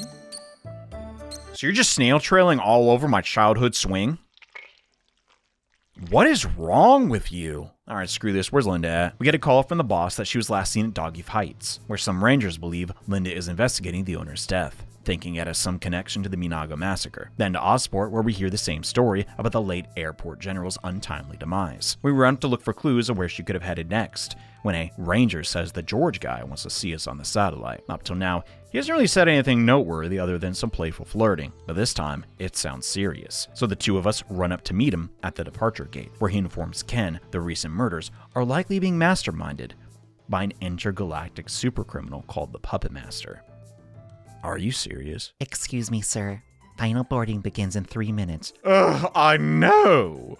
As I was saying, he's likely after me. But don't worry, I've hired some assassins to take care of him. Please take your seat, Mr. George. 2 minutes. I know, comrade God! Where was I? Yeah, I was saying I tracked down Linda while I was at it. She's at, Paradise? I know the name! God, you women are all the same. Anyway, toodles, handsome, until we meet again. Sayonara! Sayonara.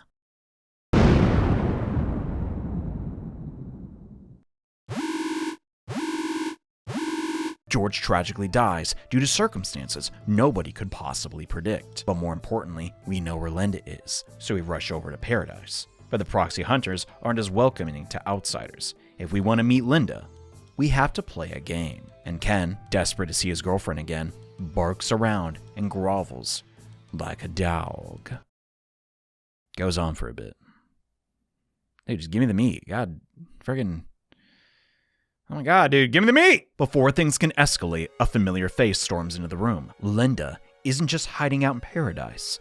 She's climbed the ranks to become the head hunter thanks to her dad's left arm. She's got them all by the balls, even calling herself Mommy. You'd think she'd be more upset about losing both her parents, but nah. Linda just bounces back, no matter what life throws at her. Sachiko, realizing she has no chance with Ken, politely exits the scene, not wanting to get cucked, and Linda sends her and Dr. Mori her regards. Linda shows a brave face to everyone in paradise, adamant that she can find the killer and avenge her parents. She promised herself not to cry until the day she accomplishes this goal, but at night, she drops her mask only around Ken as she bursts into tears in his arms.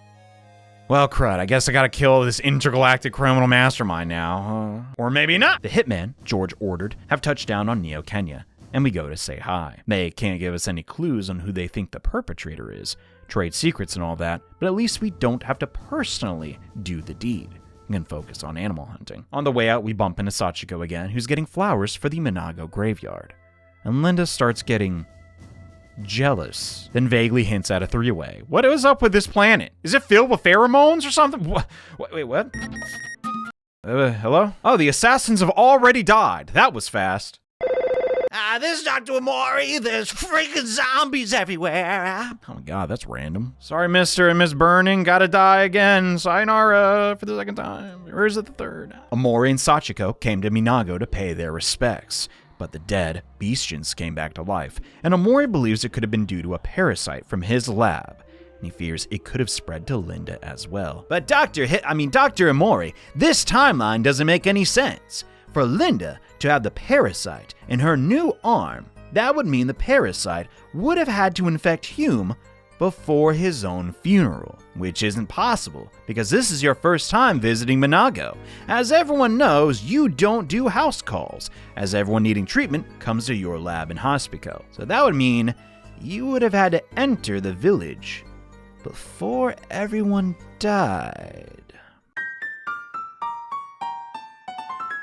Do not worry, I will make a serum. It is not too late. Come, Sachiko. Okay, Daddy, I'm coming. That's also on the internet forever. Okay. Yeah, the Puppet Master scheme isn't as subtle or mysterious as St. Neck and Elizabeth's conspiracy. It honestly wouldn't be that bad if they just gave the Ozport flight attendant a better disguise. But the game respects you enough just to spell it all out for you, because Scenario B isn't so much a mystery, more like a revolving door of disasters that you're just forced to witness. Your boss calls you to recap each instance of the case, and that we have an encrypted email sent to us by someone going by the name Miss Lily. First, I thought I had some connection to the third genius hospico scientist, Miss Flora, who in Scenario A asks your favorite fruit, but insists it's a banana no matter what you pick. And in Scenario B, just kisses you on the mouth unprompted because she perceives Ken as a cheap whore. Oh, and she has this massive field where she creates experimental animal-plant hybrids. But as fishy as all that is, no, it's just a pun. It's not Miss Lily, but M. Smiley, the assassin guy who died so fast I didn't even memorize the name of. Inside this email, though, we get all the intel the assassin gathered about the case, things we'd never be privy to,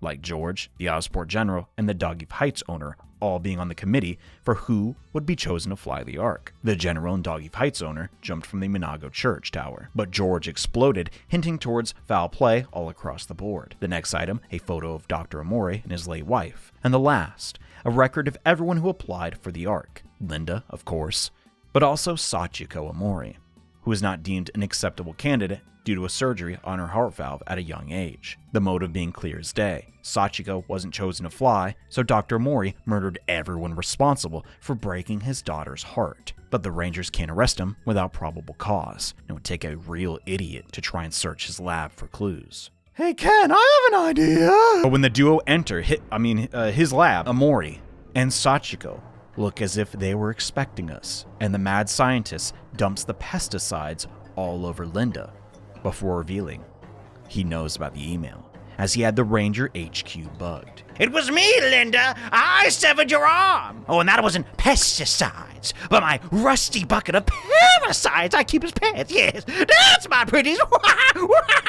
God, look at him go. Have you ever seen a happier German in your life? The last target of Amori's convoluted campaign for revenge being the pilot that got chosen instead of his precious Sachiko. With Linda's arm gone, the Ark can't fly, but killing her would be too easy, and we wouldn't have a video game. So he decided to torture her by having Linda kill her zombified parents, then tainting her with space worms. But oddly, Amori isn't upset with Ken at all, and requests to see him at his house as he sicks more zombies on Linda. Then all of a sudden, Another Sachiko enters the lab, putting an instrument to her ear and transforming. Go.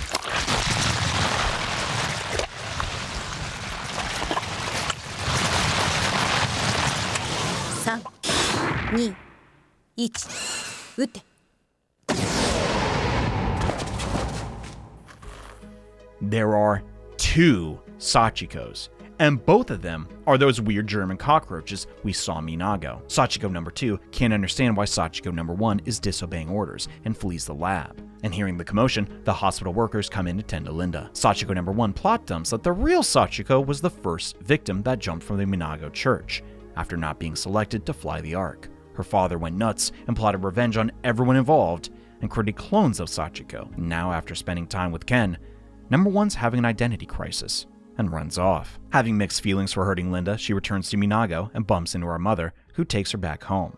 Mei, who's extremely fed up with this dumb naming convention, gives her a new name, Sumire, which she got from one of her favorite animes growing up. It's not much, but Mei adopts Sumire right on the spot after learning her dad/creator is a monster, in a nice scene of not sisterhood per se, but an older woman taking a younger one under her wing, because her home life sucks. And with Ken going to space, it's good to know there'll be someone there to keep our mom company, instead of our dickhead boss. I'm sorry about the whole snail trail thing. Turns out we all got problems. Some of us have receding hairlines, and in your case, your German cockroach thing? Alright, let's go beat up Hitler. On the way to his house, you can use Sumire in combat, and she just completely destroys everything, which in any other game would be awesome, but again, no corpse, no money. So despite them going through the effort, you don't really want to use her if you can help it. At Ragnar Rim, Sachiko opens the door, and Amori's house isn't exactly how you'd imagine it. I mean, it's fine, I just didn't think it'd be Japanese. Oh, your dad was a painter, huh?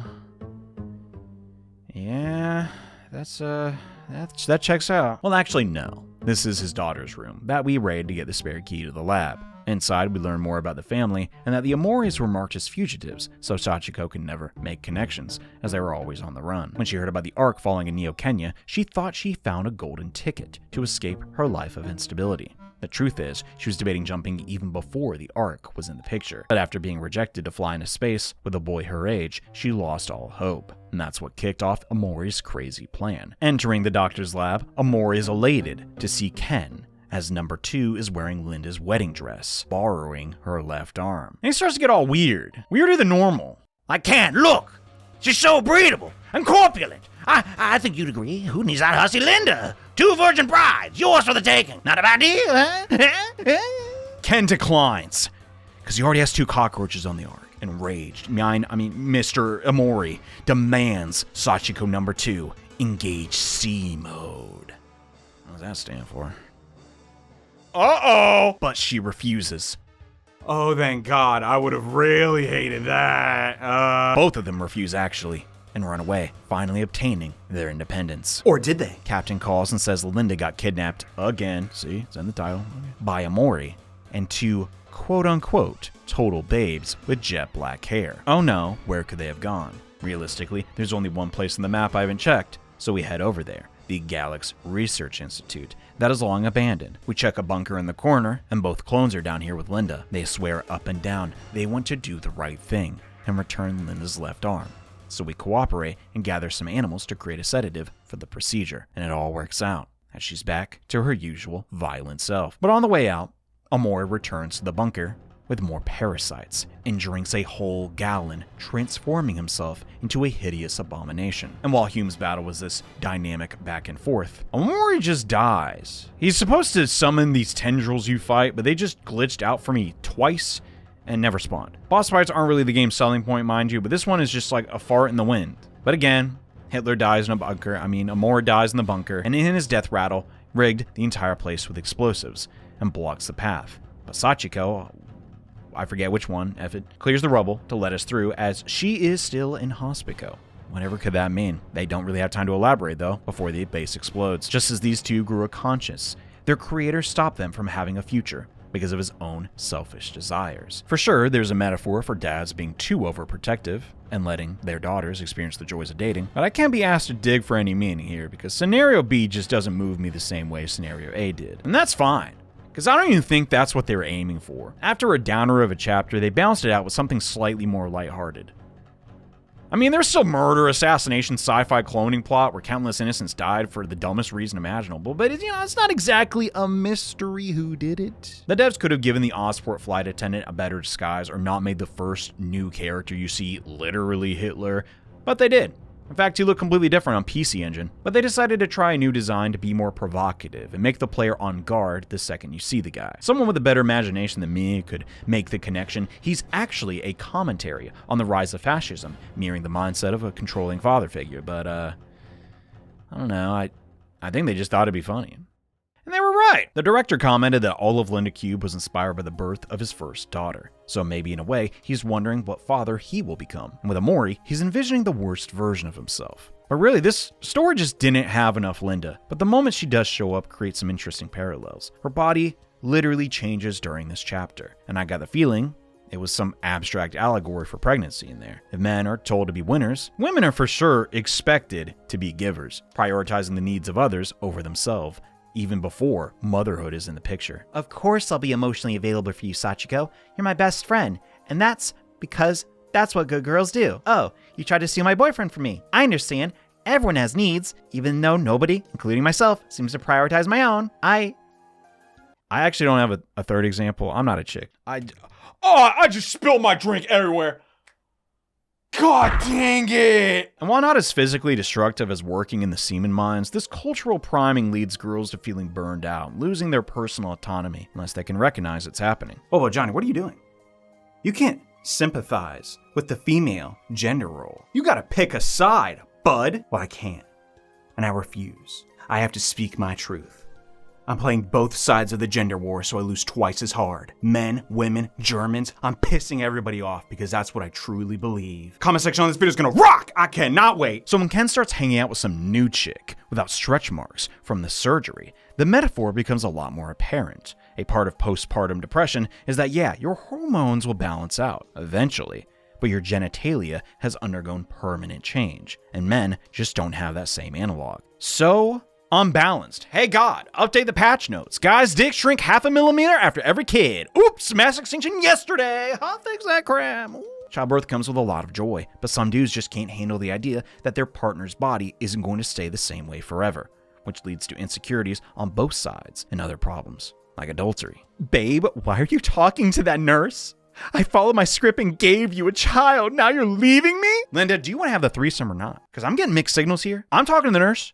Because you're too afraid to talk to her? Why are you yelling at me? Because, Linda, this entire situation is just... You get it? Okay, I'm going to stop projecting. Okay. The real Sachiko woke up from her coma and wants to talk to us. Oh, just kidding. This one's a clone too. After the real Sachiko jumped, she didn't die right away, but entered a coma. Number 3 discovered she passed away inside of Amori's lab and took her place, pretending to be his real daughter to try and put Amori's heart at ease. Like, so he did all of this crap, oblivious to the fact that his daughter already died? What would he have done if he knew? He would have destroyed Neocania before the asteroid even got here. Freaking nuclear let's not. Number 3's memories were synchronized with her sister, so she saw everything that happened in the bunker. Has one last request for Ken. The truth is, even with Dr. Amori's genius, he can't just make life from nothing. And Nek is actually the demi-clone's father. During the bacterial outbreak, Amori found Nek's corpse, but miraculously, it wasn't decaying, and he took it back to the lab, combining Sachiko's cells,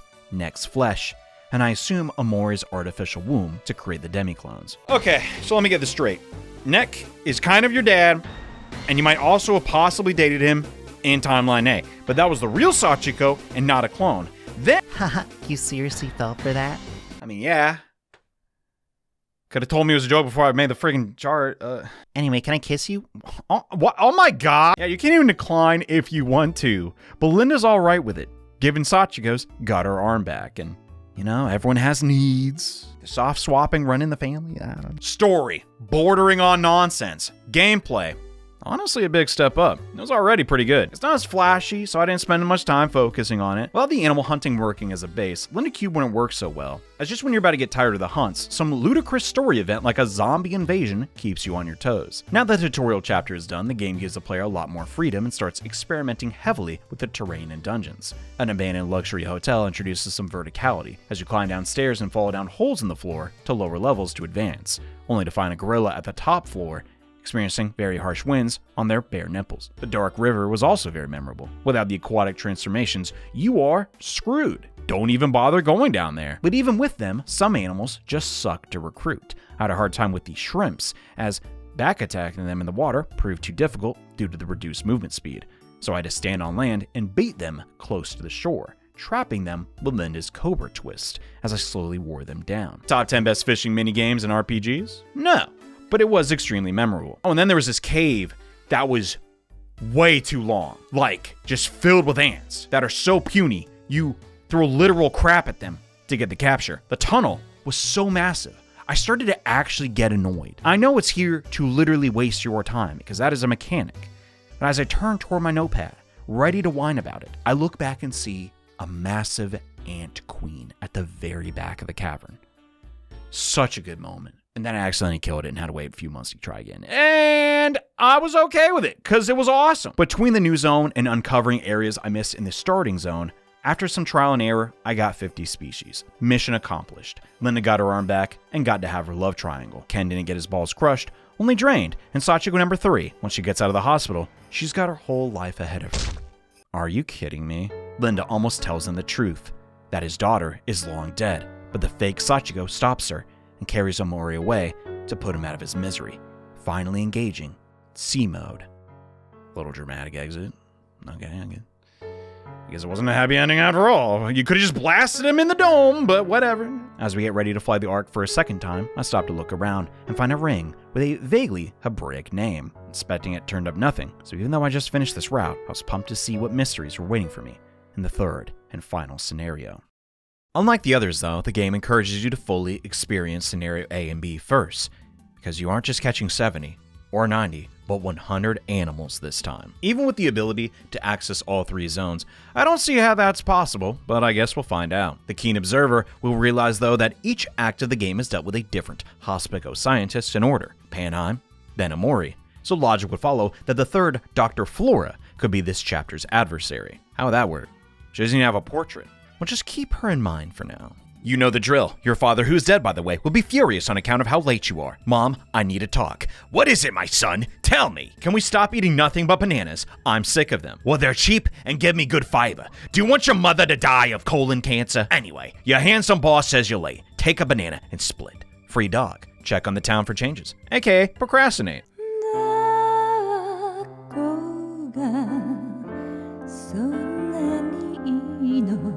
This guy prefers doggy style. Didn't specify giving or receiving. Fair enough. Go to work. Mission briefing. So far, so good. I get the feeling this one might be the last loop. Linda supposedly has both her arms and her memory is intact. Plus, we've learned so much from the other routes, I bet we'll get every animal with time to spare. In this loop, nobody has to die. A perfect ending. No matter what? Yeah, the first year of the game, you're knocked out cold. But don't worry, while you're out, Linda took care of you, joining the Rangers and bought you to a house. Because you're legally married now, despite Ken being comatose for the whole wedding. Yeah, they really want you to get the ball rolling in Route C, and it's a good subversion. 9 years down to 8, right out of the gate. This puts you on guard, as now you have even less time to complete your hardest task yet. Neck. It's back. But this time he's got a good relationship with his twin, giving him blood transfusions so he can heal from the accident. He still has a creepy smile and says, "Ore!" to everyone, which is just kind of funny now because, yeah, while he's still adopted by Miss Green, in this timeline, he's far more chill. Neck just runs around Neo Kenya being Santa, giving gifts and substantial donations to everyone. But still, he expects something from his big bro for all the blood he gave him. So there's this girl I like. How should I tell her? Just give her a kiss without consent. Linda, stop. It worked on Kenny. You clod. There's no way that'll work. It's Sachiko Omori, by the way. So Linda, being the sensitive girl that she is, immediately calls Sachiko on the phone and plays matchmaker, which is kind of a bullheaded thing to do. But it turns out she's into him too, so it's all good, reinforcing the theme that, man, if you like someone, you should probably let them know, because that giant asteroid is going to kill us all, so don't waste a day. From here on, barring some side quests, you're free to do whatever you want and go anywhere on the map. True freedom, provided you have the money for flights. Speaking of, at Osport, I noticed a new item for sale, the free Fly Pass. It's 28k gold, but armed with the knowledge of my previous runs, I know if I could afford this, I'd save a ton of money in the long run and get a dubious idea. I start by capturing the most basic animals like pigs, ostriches, and squids for the Ark. Then, get some seed money by selling the excess. With this, I then buy as many rats as I can stuff into my backpack. Use nearly all of my money to fly to Paradise. There I use the weirdo who butchers animals. In scenario B, I used this and got some items like bullions that were rare. I wonder if I could cheat the system by just buying cheaper animals. And yeah, you can. Not even one season in, and I found an infinite money exploit. Some of these rats swallowed swords, which sell for a ton of rats. So as long as I can keep getting at least 2 swords for every bundle of rats, I have an endless, albeit tedious cash flow. Free Fly Pass bought.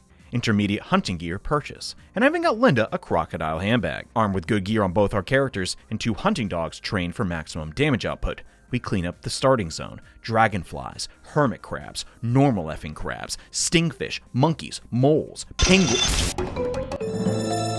Okay, still not tough enough for the penguins, but we'll be back for those, not a problem. It's a rush you don't find often, just bending the game to your will after struggling so hard in the past. Like playing a game professionally, then smurfing in bronze, where you're just whooping animal anus. And the enjoyment you get from crafting your own routes. By making conscious decisions which zones to prioritize gives the game this sandbox feel that you don't often see in console RPGs. This feeling of experimentation and twitch decision making was actually the aim all along. Masuda wanted to make a shorter RPG that was the polar opposite of convention. No grand story, just you, the mechanics, the animals, and the world. The original concept was just being a zookeeper in space trying to grow his business. But the publishers didn't think that was aggro enough, so they added a cute anime girl. And I think we can all agree they made the right call on that. Spending money on animated cutscenes and hiring a high-profile artist to put your marketable character in hellish scenarios so you want to save her. What the dump is going on here? Well, you gotta buy the game to find out because the internet's not a thing yet. But this does leave Route C without the animated cutscenes or tender moments you've grown accustomed to by playing the other scenarios. Some might be bummed to discover that, but don't get the wrong idea. There's still a ton to uncover in Neo Kenya, because even after all this time, you still aren't any closer to discovering what happened to Dad. But instead of one linear grand adventure, the story is broken up into multiple vignettes that you can engage with, if you want, with characters interspersed with moments that frame the main cast. And it's a great payoff after investing so much into all these characters. After camping with Linda for the first time, now that you two are hitched, she's not exactly coy about wanting to consummate the marriage, saying when they have their first kid, she wants to name them Maria. But if you don't like that name, you can input your own, and she'll comment on it. Linda might be the only game in existence with a post-coital cleanup scene. As if you have any tissues in your inventory after this camping session, they're gone. Sounds like a genius to figure out what happened. Leisure Suit Larry might also have that same crap. I don't know. Didn't play it. F you, Blizzard. They didn't make it. They banned my account for RMT. I did it, but everyone's doing it. Come on. With some of the easy animals obtained, I start to think back to 10 hours ago, when some guy at the Sperm Arena mentioned swallows. And because swallows are named something different in Japanese, the dirty joke escapes him, but not me. So now I figure is a good time to get swallowing. So I run over to the cave and find them. But the locals let us know the rat population eat the birds' eggs. So I spend way too much time doing some population control until they feel safe enough to roost, only to then die to said swallows because I'm too slow. Butter my biscuits, why don't you? Feeling a bit burned by that, I take the time to check out the towns and look for some deals on better gear. In Route C, the in-laws are doing great, and Linda makes it sound like they've always had the perfect marriage. It's hilarious to me that this entire planet's ecosystem revolves around Hume's marital status, but apparently it does. I decide to see what's going on at the other Beastian village, grabbing some otters, koalas, moths, octopi, fleas. Then died fleas this time. But while I'm down here, I find a box with an item I've never seen before, the Beastman necklace. It sells for a lot, But I remember the other piece of jewelry I found at the end of Scenario B and decide to look into it. And sure enough, the ring is still inside the Ark. Finally, at our destination, Kyoshikata has been repopulated. Nobody wanted to live here after that massacre thing, but a villager loved the town so much he kept buying lotto tickets at Osport, and eventually won, using his earnings to rebuild the town. I don't know though, it's hard to think a single hotel and a couple shops would get so many people interested in coming back. Hey, mister, we're gonna have a big booby bikini parade. You guys should come. That is certainly one way to boost tourism. But still not a word about who our biological dad was or why he went nuts back then. But almost every town has changed for the better. Miss Green and her husband don't even live in Eterna anymore, opting to travel the world together instead. So no more Christmas decorations. It's just a tourist destination for sappy couples. You might think the whole world gets a makeover, but no, it's kind of just these 3 locations that get environmental changes. Doggy fights, still hive of scum and villainy, but at least the owner is still alive, and the black market is still thriving, so it's not like everyone has rose-tinted glasses on. With the free fly pass, I can just run around, see every new change and line of dialogue and compare to the past continuities. That kind of thing doesn't really work in a video.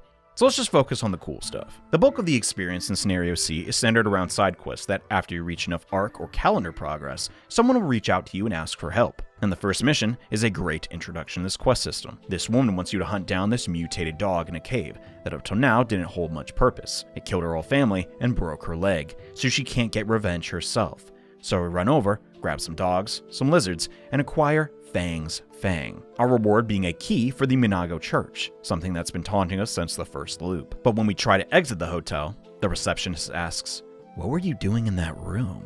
Don't you know? It's haunted.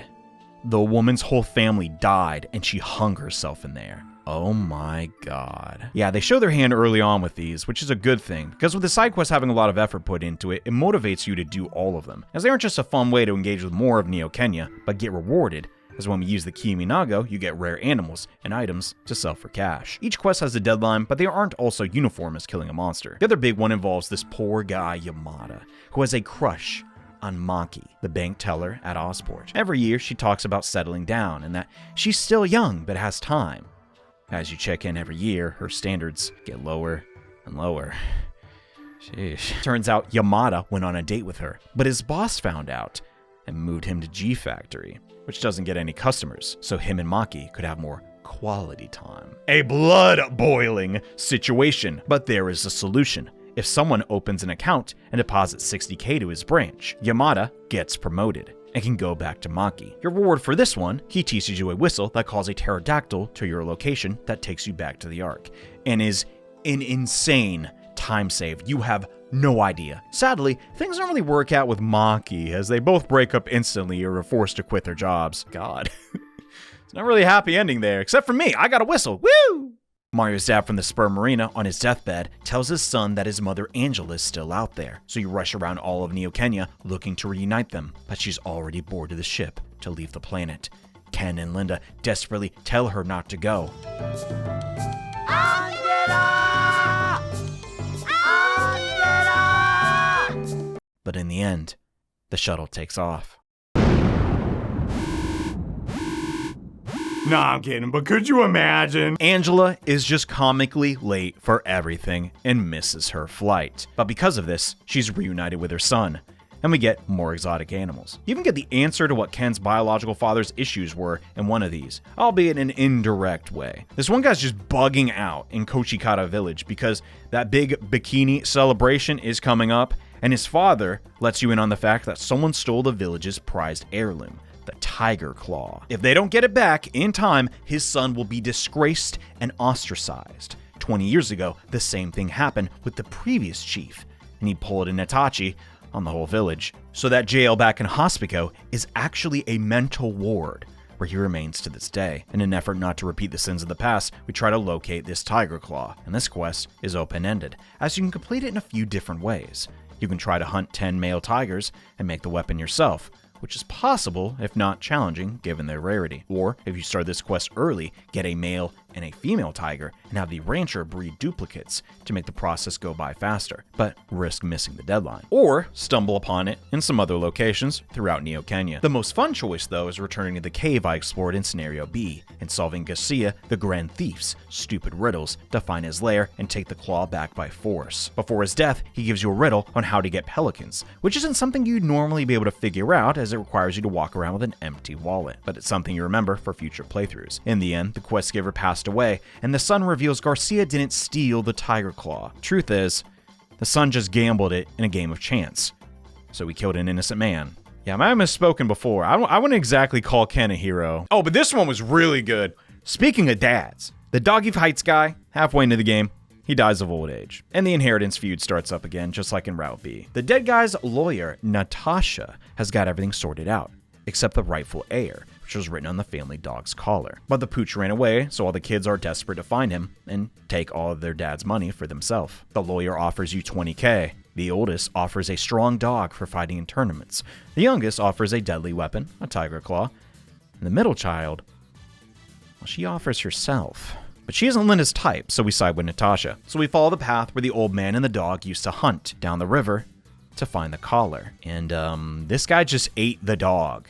Whole planet full of meat. But nah, man's best friend, give me that. But he hands the collar over and we do the right thing and be impartial and return it to Natasha. For her hard work, she delivers the cash, but throws in a ring as a bonus, her wedding ring. Yeah, we actually got duped. Natasha is the old man's lawyer, but also his second wife. And with the collar, now she gets everything. While it's true there's no perfect option to be had, in a way I like this message. Linda Cube isn't going to sugarcoat the reality of the world. Some chicks are gold diggers. Some guys are morons and compulsively gamble. The game has put you through so much death and pointless violence, so you're inclined to expect the worst. For every good deed we complete, the meteor's still going to destroy everyone. And maybe this is the route where Ozport gets destroyed and everyone left on the planet turns manic as they all fight over who gets on the Ark, desperately trying to survive the apocalypse. But no, that just never happens. For every Natasha or Yamada fiasco, there is love in every corner of Neo Kenya.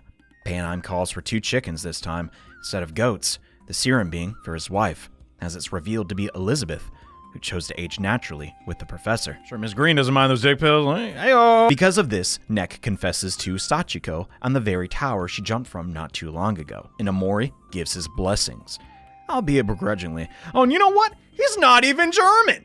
Yeah, he's Japanese. I guess that was kind of obvious in retrospect. Still doesn't explain everything though, namely the copy of Stronghold Crusader on his computer. And like, the species collectively forgot where Earth was, but still remembers anime and how to create traditional Japanese domestic architecture?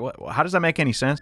Oh nice, Nek and Sachiko are going wedding shopping. She was all like, Nek, Nek, Nek! I love it. Oh, that's awesome. I'm a little happy for you, little bro. Oh, there's another message. And she got kidnapped. Oh, the perpetrator wants Omori's research and ransom money. Nek would do it himself, but he slipped on a banana peel. Why are there so many bananas?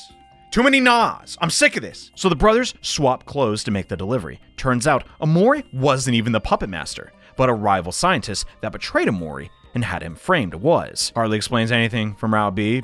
Sure, why not? We do as we're told and meet the evil scientist in the Galax bunker from before, but he takes the ransom money, the research, and Sachiko too. But Nek covered the rear entrance and hypnotizes the assailant, clearing the Omori's name and securing their future. It's dumb, it's cheesy, but after everything we've seen, they earned a happy ending. And they just recycle the kiss CG from before by slapping a mole on Nek's cheek. Might be the goofiest and possibly best asset reuse I've ever seen. Right after this, it's wedding day and everyone is in attendance. Omori can't believe he's giving Sachiko away, but Hume pats him on the back. Just as the betrothed are about to say I do, a man jumps out of the well and crashes the wedding. Ken and Linda, you ain't gonna believe this crap. We're kind of in the middle of something, dude. Well, hurry it up. I do. Now get your butts down there. The two enter a cave, place the Beastman statue onto the pedestal, as they are taken to an undiscovered region.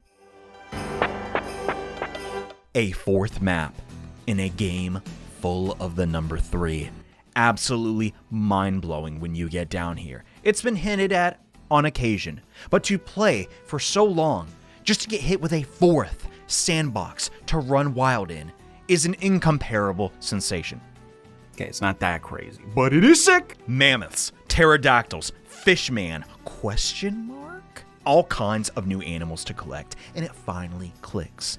This is how you're supposed to reach the lofty goal of 100 captures. The red temples we've been seeing all across the overworld finally have a purpose. By placing some old world artifacts onto them, you gain the ability to fast travel to either parts of Neo Kenya or the stratum below. Like a kid in a candy shop, I begin grabbing everything I see, only to get the snot kicked out of me as the animals down here are literally on another level. So again, we hunt, we farm, and even locate more of those special rings. As we continue to gather animals, it occurs to me that they are all grade A species, so selling is prohibited, except of course at the black market. It's more than a little dubious to be hunting and selling dinosaurs, but the cash allows us to never have to worry about money again, and buy every luxury good that you can think of for the long voyage on the Ark. Probably didn't need the normal bed and the spinning bed though.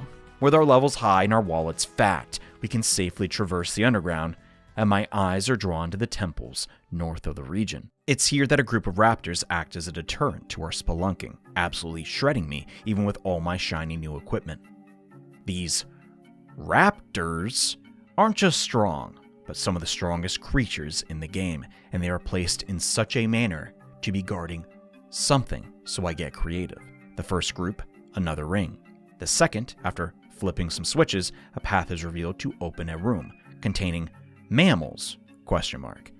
Can't seem to capture them though, as they all have 1 HP. And the last room, filled with duplicate arcs. Whoever made these things is somewhere close by, and after all this time, we finally come face to face with our creator. Gene was behind it all, doing his best impression of a sky god. Mother Earth is actually our dad. On the verge of death from an incurable illness, he fell into the Monaga well and found Eden.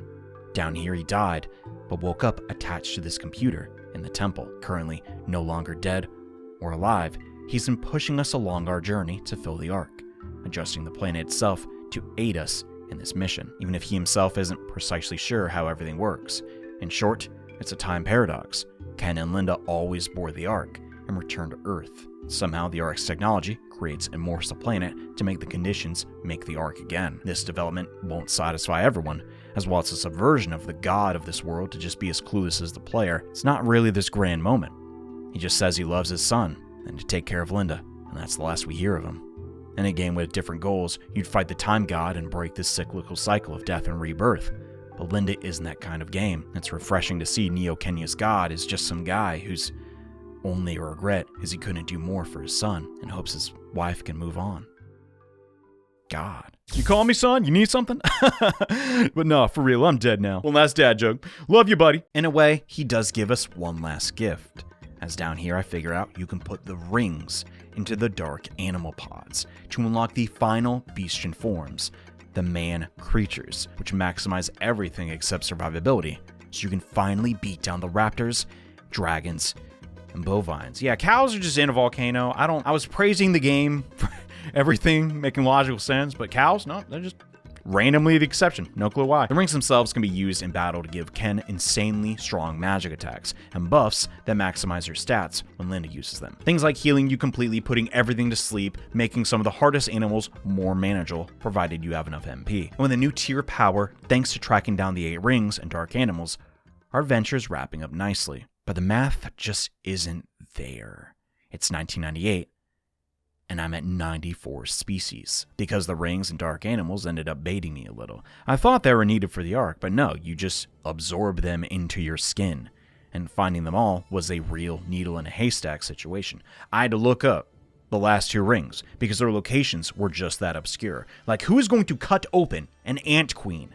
They're already so hard to get as is, let alone grabbing 2 and killing 1. Being my first playthrough, I didn't learn you could purposely get ambushed to find rare animals, or that certain animals can only be found that way, so I'm down almost 10 unique species just due to a knowledge gap.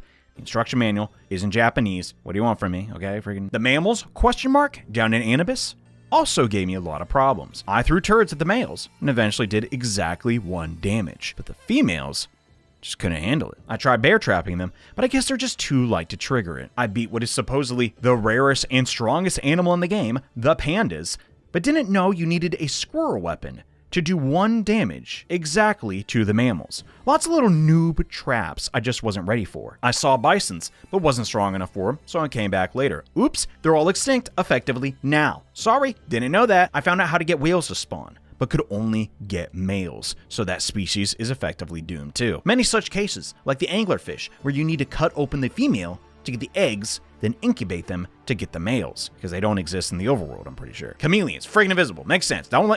Doesn't mean I like it. Oh, and the maggots just show up in the love nest towards the end of the game. Why would you ever check there? So it's coming down to the wire, and it stinks. You know what else stinks? Poop, dung beetle, transition, God! Oh crap, they're stag beetles. I'm so stupid. In all of Linda Cube, there's only 1 female stag beetle. To get it, you need to feed little Timmy's pet a rare fruit. I ran around all that harlot Dr. Flora's dump looking for the right one, but none of them work. I wait a little while. Maybe they aren't in season. Nope. You know how you resolve this questline? Dr. Flora, that evil witch who's been mass cloning Cavendishes and running every restaurant out of business and causing the twins unneeded duress, is mandatory for completing this quest. And guess what? She leaves 4 years in. 4 years? That's it? I've been saving every year to make this video. I've messed up and would have to redo almost all of the 3rd scenario just because I didn't talk to Dr. Flora twice to learn the ability to identify fruits. I'm completely stuck without any feasible way to get my last pair of animals. At this point, nearly everyone has safely evacuated Neo Kenya. Mei is safely on her shuttle, with Ben going with her, so she won't be alone. And the Burnings, the Greens, and Amoris have all gone to their respective planets. I finished every quest I could, explored every cave, discovered the lost city of Anubis, and resolved almost every loose end the game had for me to uncover. But the sensation of seeing every town and village devoid of any life isn't something I can accurately convey with words alone. The airports are now manned by robots, but there aren't even enough to go around for every location. After spending so much time gaining power and buying useless garbage, it's comical because we can't take it with us. Chasing that dopamine response of climbing levels and getting stronger and stronger ended up being my undoing, as there's just nobody even around to buy or sell anything. Not even Majora's Mask pulled that crap. It's kind of crazy just how much you get locked out of in the final year. Tiny mishaps, like the penguins, the swallows, ended up costing me everything as I count down the hours till the Grim Reaper arrives. Desperately trying to see if there was anything I'd missed, as I was desperate to just share something with you guys. I was aiming for 120 animals. I thought it'd be easy, but ended up coming short. I even found the secret room where you find a swing set, but no new animals. I wanted to just hurry up and tell everyone about this incredible game. I also had alimony payments, so, you know. And I did not have time to try again. I was devastated, annoyed, and a little curious. Who's Miss 1999? Not gonna lie, kinda hot. Returning to Hardia, I take the time to reminisce and see if the ghost girl came back. But no dice. Throw a coin in the fountain, just for the heck of it. But in the left corner of the town, I'm shocked to see an elderly couple who at the start of the game give you a hint about finding lemurs. Apparently they disguise themselves as humans, but the truth is, they are both lemurs. The final creatures force their way into our bag and we sprint to the Ark. Not a second to lose! It's not the best ending, but it's good enough. I kick down the door, shove the lemurs into the uterus or whatever this thing is, and realize I miscounted. I already had 100, I'm now at 101, whatever, gun it! In the last scenario, we see the extended scene of the Ark making a touchdown on Earth. And in the PC Engine version, Linda gives birth to her first child, named Maria, or whatever you called her. The game quickly chronicles the remainder of their lives as they discover wheat, make canals, and Ken dies in a hunting accident, and Linda, of old age, surrounded by all her kids. If you miss some of the animals, the game's even kind enough to give you tips on their locations. So all the information does exist in-game to locate everything. After 40 hours of gameplay, I was spent. The true ending, it's not even worth it. I mean, it kind of is. It's cool. The game just says Linda's first child's name in a creepy robotic text-to-speech voice and plays you a couple of chimes. But you know what? I get it. 90% of the game's data is just the cutscenes alone, so I wasn't expecting another one. Who cares about that? 11 out of 10, best RPG all time, freaking love animals. Nobody bought it. Oh. Well, not as many as I think it deserved anyway. Unfortunately, Linda's releasing schedule is just as bad as it could possibly get. The PC Engine version was the last game released for that thing, as most Japanese gamers had already moved on to the Saturn by that point. And when they rallied the troops to remake the thing in 1997, do you know what happened? In 1997? The Kobe child murders happened. Ooh. I don't even want to talk about it. It's just a bummer, dude. But yeah, some like to paint Japan as this ultra free-spirited place where anything goes. But no nation is a monolith, and retailers don't mess around when it comes to their bottom line. And at this point in gaming history, if your game could upset parents and damage the store's rep, why would they take the risk when they could just sell more VCRs? And in 1997, with this violent crime involving kids, Japan had its own mini video game violence scare, right as Linda was getting ready for marketing. So nobody even knew this thing was coming out. But good games are so good they don't need marketing to succeed, right? Wrong, stupid! Marketing is literally everything. And when audiences' expectations are that the RPG is synonymous with grandiose narratives and presentation, and a game that goes in the opposite trajectory was always going to be polarizing. Do you know how bad you have to screw up for Famitsu to give you a 6? In 1995 and 1997, they just weren't ready for this kind of thing yet. But that's the risk you take in trying something new. But over time, as far as I can tell, it did well enough to become a cult classic. And they tried again on the Saturn after things cooled down with Linda Cube Complete, and didn't feel the need to put an advisory on the front, so maybe that helped sales a bit. It was never even conceived to be a title that kids could enjoy, really aiming for that mature RPG right from the get-go, but that ended up being the main install base for the PlayStation, so it sort of backfired in that regard. Masuda still went on to keep directing though, and continued to make more interesting games I want to check out as soon as I can. I don't know about this one though, the box art's kind of creeping me out. I came into Linda with some bias. I had heard about this game for years and how wacky and absurd it is. The bizarre horror JRPG Linda Cube again. Horror? Psychological horror? Did we play the same effing video game? I threw turds at animals for 35 hours. What? Were they on drugs when they made this game? No! Look at this guy. Frickin' Hawaiian shirt, thick-rimmed glasses. Have you ever seen a bigger dork in your life? And while the game does have its dark and disturbing moments, the Western internet is completely wrong about this one. As grotesque as it is to rip open 20,000 rats to save the world, characters like these could only come from someone who has a lot of love in their heart for people, but doesn't have his head in the clouds and can see the world for what it is, as we try to find the good in everything. And honestly, we really need more games like Linda Cube, because it really has it all. One of my professors in college told me that if you have a good story, make a book. If you have good mechanics, make a board game. Good characters, draw a comic book.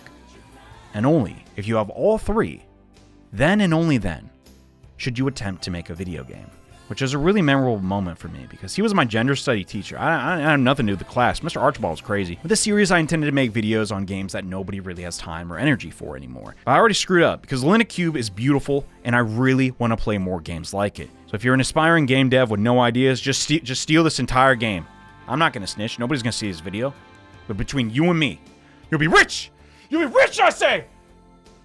Okay, maybe not that rich. Unlike the kings and queens of old, who, while they were busy ruling their kingdoms at their day job, would sponsor borderline manic explorers to go out into the world, and upon return, regale the royals with stories of their adventure. And in a roundabout way, that's how I like to imagine our Patreon. We're keeping that tradition alive. So sincerely, thank you for not letting me die of scurvy. Linda Cube, again, was not supposed to be this large of a project. I looked at this, like 30-hour PlayStation game. How long could it take to beat? Well, the truth is, yeah, it takes roughly 30 hours to beat the game, but to get every ounce of Linda, it takes a lot of playthroughs, genuinely. Getting the full storyline, it's a replayable game, right? It's gonna take some time. But being our first, non-Shin Megami Tensei or Persona outing, I didn't want to cut any corners. I wanted to be as good as it could be, because I don't want to limit myself to just, Atlas stuff. That being said, our next project is Persona 2 Innocent Sin, but I'm not like officially limiting myself to just the 90s. I know it feels like it lately. Like, oh dang, Johnny, the PlayStation era game about the apocalypse in the lost decade. Just one more, then I'm calling it quits. I'm not an addict, I swear to God. But genuinely, yes, the Patreon goal was funded. We are looking into hiring some additional editors to get these videos out a little bit faster, and I am unbelievably thankful. I genuinely mean this. I did not think we would hit that Patreon goal in our second video. So I can only hope that these videos are just as entertaining as they can be. I endeavor to get better at this. I'm really giving it my all, and I really shooting for maybe 5 or 6 videos this year. I know the year's almost done, but I'm really giving it my all, and I want Persona 2 Innocent Sin to be like genuinely the best video I've ever made. At the time of recording this, I've officially finished recording all gameplay footage, which I'm not going off any exact metrics. I'm pretty sure it's like 1/3 of the video process. So before this has even gone up, 1/3 of the way done. That being said, it's probably gonna be like my longest video yet. I don't know when I'll be able to get it out, but you know, I mean, you can see the YouTube channel, you can see my track record. I'm pretty consistent. I'd like to think so, but you know, we can't make every video like a feature-length film, right? We got to get these things out, so hopefully you won't have to wait too long. I'll say that right now. Oh yeah, and sorry about the movie references in this one. I've never really watched movies, but I'm trying to get better at the editing and, you know, the cinematography angle of these videos, which is, you know, like a very small part of it. But what are some movies? If you don't know what to comment, if you love the video, can't support the Patreon, just list a good movie. What are some good movies to watch? I've seen 2. Paddington 2, Blue Velvet. In that order, also. So, like, that's why I'm... Actually, it doesn't even have to be the best movie ever. Just list a movie, good or bad, and that'll be a fun game. I'll just get. I really don't know what to say at the end of these. I'm just so... One, just happy to be done with the edit, finally. But also, it's just like, dude, it just feels very... I'm very overwhelmed with emotion when one of these wraps up. I imagine that'll get easier once we get down to like our 12th or 15th retrospective. Anyway, you've been great. Or maybe you haven't been. I don't know. Guess we'll find out. Persona 2 retrospective. I promise I will try to get it out before August, September. I will try to get it out before Halloween. And that is my promise. That is my shaky promise to you, dear viewer. Until next time, thanks a bunch. Bye.